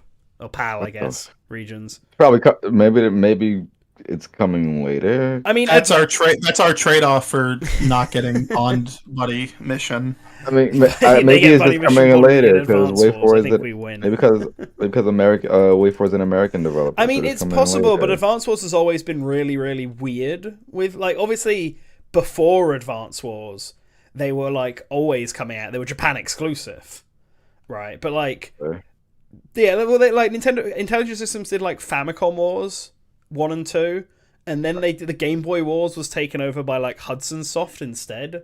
And then Advance Wars, the original Game Boy Advance Wars, didn't come out for Japan until like 3 years after it came out in North America.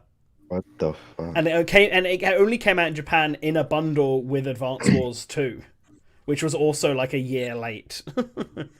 And then like Advance Wars DS released everywhere, and then the second Advance Wars DS game only released in Japan as like a Club Nintendo exclusive. Fuck. Like That's you very could get strange. it, Days of Ruin. You could get as a Club Nintendo exclusive, not for the Nintendo DS, mind you, but for the Nintendo 3DS instead. The last Advance Wars games before this one came out in Japan in 2013, which is 5 years after it came out everywhere else in the world. For a completely different platform. For free.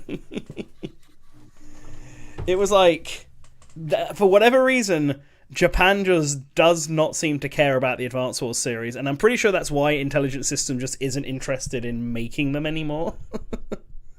Well, all Forgotten Land reviews start with Kirby had a rough transition into 3D because it took so long. I mean, it's just as accurate as Sonic having a rough transition into 3D. So that's Yeah. It also took about just as long and had as many canceled games as well. Honestly, I'm expecting all Kirby Forgotten Land reviews must start with the best game of 2022 has already been released. Exactly. That's how every if You a review fucking- doesn't start You with fucking that. got it, dude. High five.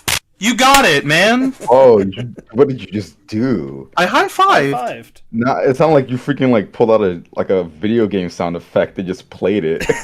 No, I just You gotta go out there and high five. Where- You gotta go out there and high five people, Phantom. That was a very Stop crunchy playing high games. five. That was a very crunchy high five, bruh.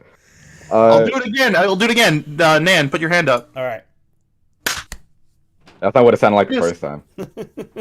we're doing it a bit softer this time. Okay, there you Fragile go. it is.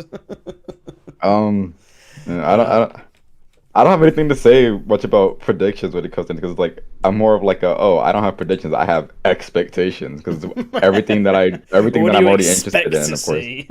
has been revealed. Except when it comes to Kingdom Hearts, I have predictions for that. But I'll that's go really on it.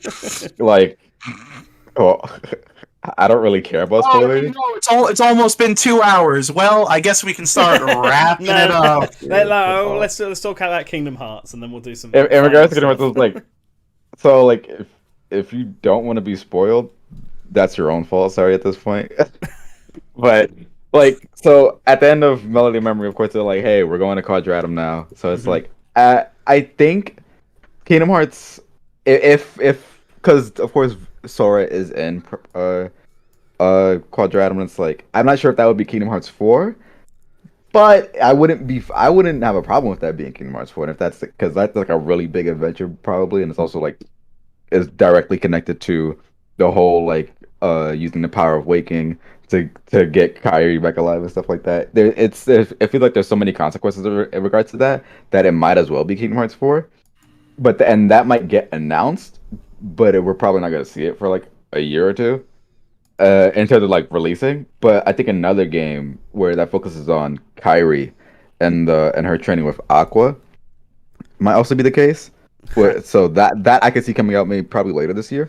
Imagine now. Kairi getting any kind of attention. She does need attention because I mean she already had attention with Melody of Memory. Yeah, the game that's all her. about her, where she's only actually playable in like one single mission, Yeah. not even the fight at the end. Right.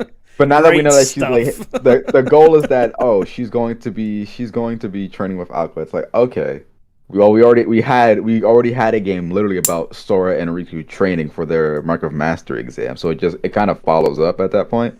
And then you also have what is Mickey's going to restore the sleeping worlds or something like that, I think. Something like that. Yeah, so I think like at least like 3 big games. Because they're no longer doing mobile games, it seems like. Because Dark Road is ending, and they still have to release the final chapter for that. Which I wonder how the story is going to conclude for that. But it seems like there's going to be like potentially 3 games that come out, and what they come out for, I wish those games would come out for Switch, but it doesn't seem like Kingdom Hearts is really going to come to Switch in any way outside of probably more cloud versions, unfortunately. I mean, unless it's Not like really being well. developed for Switch. I mean, Yeah. that's always the thing with the midquels, because I don't think it's Kingdom Hearts 4. Kingdom Hearts 4 requires the presence of Donald and Goofy, and I think they got to rescue Sora before that can happen. Kingdom Hearts 4 absolutely going to be on PlayStation 5. Yeah. It will absolutely be on PlayStation 5, Kingdom Hearts 4. But I think like having a midquel where they go to Quadratum and you play as Sora and Riku, again like a Dream Drop Distance sort of follow up thing, that could totally be on Switch. I think at this point it really depends on if there's any kind of like if it's going to make use of HD Rumble or stuff to have a justification for why it would be on Switch and not the other platforms. Yeah, like there's just going to be some reason. It is very sad that the Kingdom Hearts franchise can't come to Switch early. And also the thing is that like because Melody of Memory is like more of a simple game, so it's kind of fine if it doesn't really like with the way that it looked. But and I think it was also a different developer anyways. It's not like Inside Square Enix, I think. But yeah, well it's the people who did Theater Rhythm. Yeah. It's, so inside, I guess, related to Square Enix. But like the other games, either when the other Kingdom Hearts games that either have been developed by Hand, Hand, the people who also did, I think, the World of Sophia on DS. It's and Kingdom Hearts already has like a defined art style now. Well, not already had a defined art style, but with Kingdom Hearts 3, it's like very much solidified even more now. And I'm not sure if they'll do that if because of that, if it'll ever be on Switch, at least with the way the Switch is right now. Which, granted, that would make the Switch 2 even more interesting, so we can actually get actual Kingdom Hearts games on a Switch. But I think that anything would have to be on, like, of course, PS5, Xbox, and stuff like that. But probably even PC as well, now that they're putting them on PC. And outside of that, of course, just more merch and stuff like that they're going to keep doing. Yeah, I think we'll see Kingdom Hearts stuff this year. I think. Hopefully, well, yeah, because we have the anniversary event. Yeah, I mean that could just be merch, but I think we'll actually get like a game announced at least. I don't know if it will come out this year, but we'll at least get something. So that's something else, I guess. Any last predictions of anything then? Like any other things we sort of expect? I kind of got my big ones out here: the Mario Kart and the what do you call it? The Switch 2. Legends Arceus will be a good game. I think Legends Arceus will be a decent game. I think Sonic Frontiers will be a good game. Absolutely. Oh yeah, that's right. Sonic Frontiers. I can't wait. No, I think that one will actually turn out to be decent, at least. We need to figure out a way to get in contact with Sega, because I don't understand how the press site works and how you're supposed to request anything from them. I want to try. We gotta ask Triss. How they do it. Yeah. Okay. So some sites are weird like that. Yes. Again, Alice seems really confusing to get in contact with. Yeah, I don't really know. I can't really speculate because all the cool shit I want has already been kind of announced. It's just like a matter of like curiosity of, you know, like how anything is gonna pan out and like what's in store for the next direct or something. Yeah, I should have thought about what games. Even when the hell that is, because if they really do have this crazy of a fucking year, then like. Yeah, we're gonna. I think. Yeah, we can expect we can expect a crazy show. It's just a matter of when. I think it's gonna. I don't think it's actually gonna be that long. It may or may not be before Pokemon. Obviously that could be any time. I think it'll be within a week of before or after Pokemon. That's knock on wood. I don't know if they'll do another like. They've never really done like a big boy January direct. It's always been like a mini. Like, I think they've done it sometimes. Throw patterns out the fucking window. Who cares? Like it'll. I could see them doing something in February again. You guys think we're gonna get any Silk Song news this year? Oh, I don't give a shit. Silk Song doesn't exist. What are you talking about? Yeah. Like, hey man, they got to announce a sequel to Hollow Knight first before we get I'm a little over the meme of asking like the team of 20 people like when their game is going to be finished. Like let them have time. Like I get that, but it's also the part of that too is that wasn't even initially a game. It was initially just a DLC mode. Yeah, but so the thing is, right, is that like a pandemic happened and like we're still in it.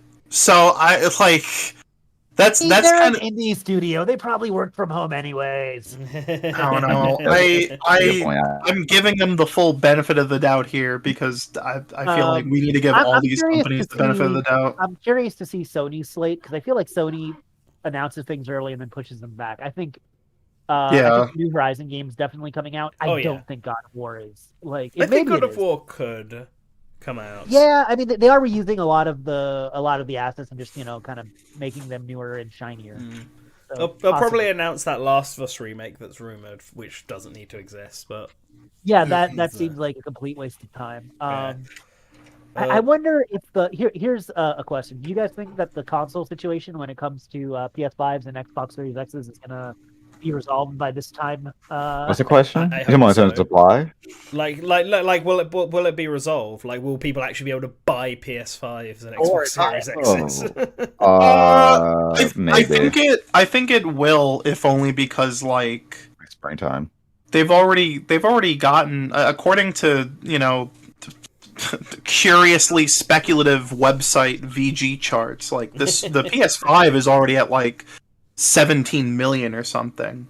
So like it's gonna hit that number where like diehards, like the niche of diehards have already are dying out, and then it's just whoever wants to get one at that point. A bunch of Series S's like that's a very recent thing too. I mean, I don't like it. It seems like, in regards to the whole stock issues, is that it seems like as long as you're available for those like bouts that they're like, oh, fucking Best Buy has a bunch in stock. As long as you're just like slightly patient for 5 minutes, like you will get one. It seems like that is the current situation. They're not getting like scalped to hell anymore. But we'll see. Yeah, well, hopefully. My brother's still waiting to try and get a PS5.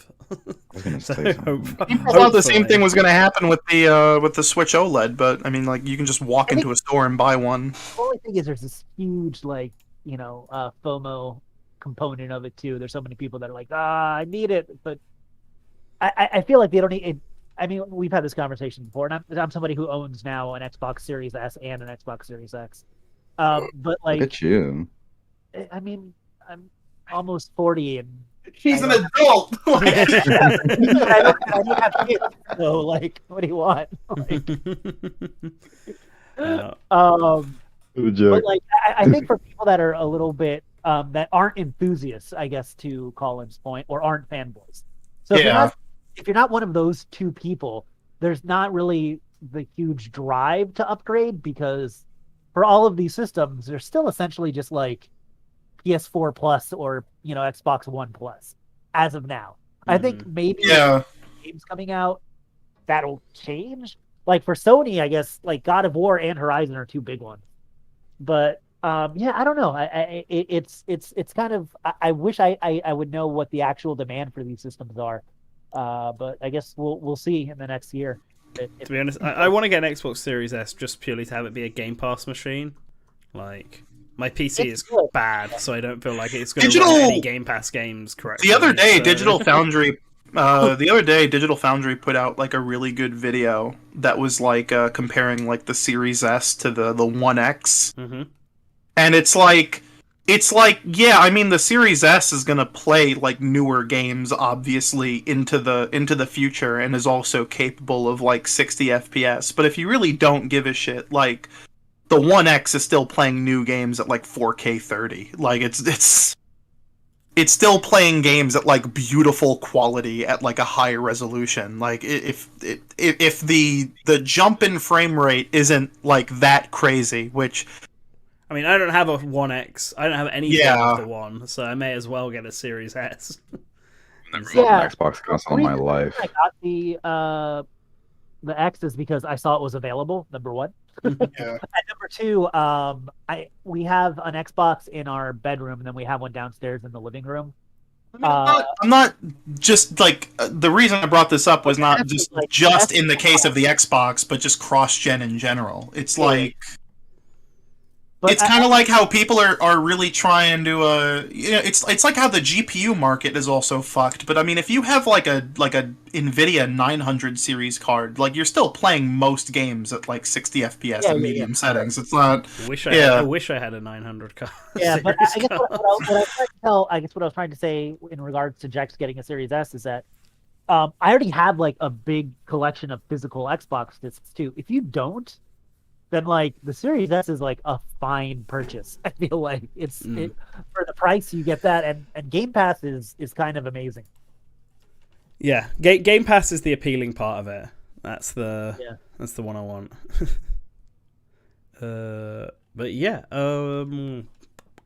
think that's about everything. Yeah, I think so.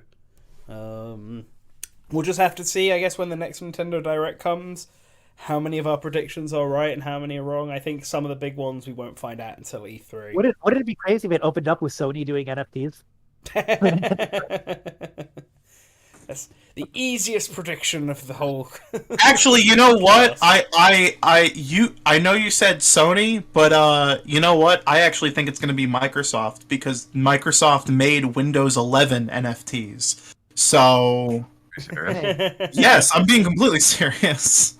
Oh no! Like I said, I don't think Nintendo. I don't think Nintendo not doing it is them, being against NFTs. I think if they don't do it, it's just them being like, hey, we're totally just in on our own weird proprietary stuff. Well, you have to think about it. The fact that the NFTs, the whole thing about NFTs is that you're selling, you can also have the ability to resell them. Do you really think Nintendo would allow people to make money off of like images of their own IP willingly? Like, even if they did found out, that sounds like that is something that to be totally against. They probably do know that. First trailer of the Mario movie. Sure, March. I'll agree with you on that. Why not? The fact first trailer of the Mario movie in March makes sense.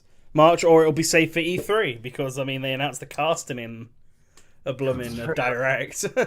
No, they can't. They can't. Well, actually, wait. Do movie trailers get you DMCA'd? I don't know. It's iffy. There's 1,000 channels that do reactions to movie trailers. Yeah, right. Probably not. Sure. Okay. I was gonna say if they do it at E3, then will everybody get DMCA'd or something like that? Only if the trailer contains a specific song, because that's right. Yep. Yeah. No, Nintendo's been pretty good I mean, like their approach to like people uploading music is dog shit, but like people reacting to directs have never really had an issue. Well, no, my issue isn't my problem with the reaction to that. My problem is that specifically that one movie trailer might fuck it up.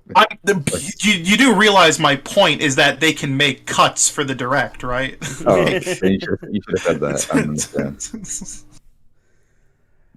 All right, cool. Well, thanks everybody for joining us for the first episode back first episode 2022.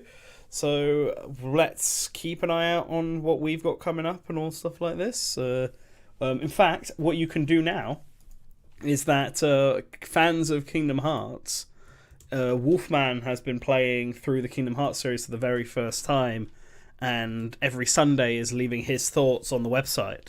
So during this podcast, the chapter 1, I guess you could call it, just came out. Him starting off in the Kingdom Hearts world. So after you've listened to this, go give that a read if you're into Kingdom Hearts, because it's Wolfman's is a good writer and it's interesting. I always find it interesting seeing people's first experiences with certain properties, and Kingdom Hearts is one of those wacky, weird ones where I'm sure his first experience is going to be wild. So give that a read. That is my homework to you all to do. Have a good rest of your week, and remember to return to the source. Later.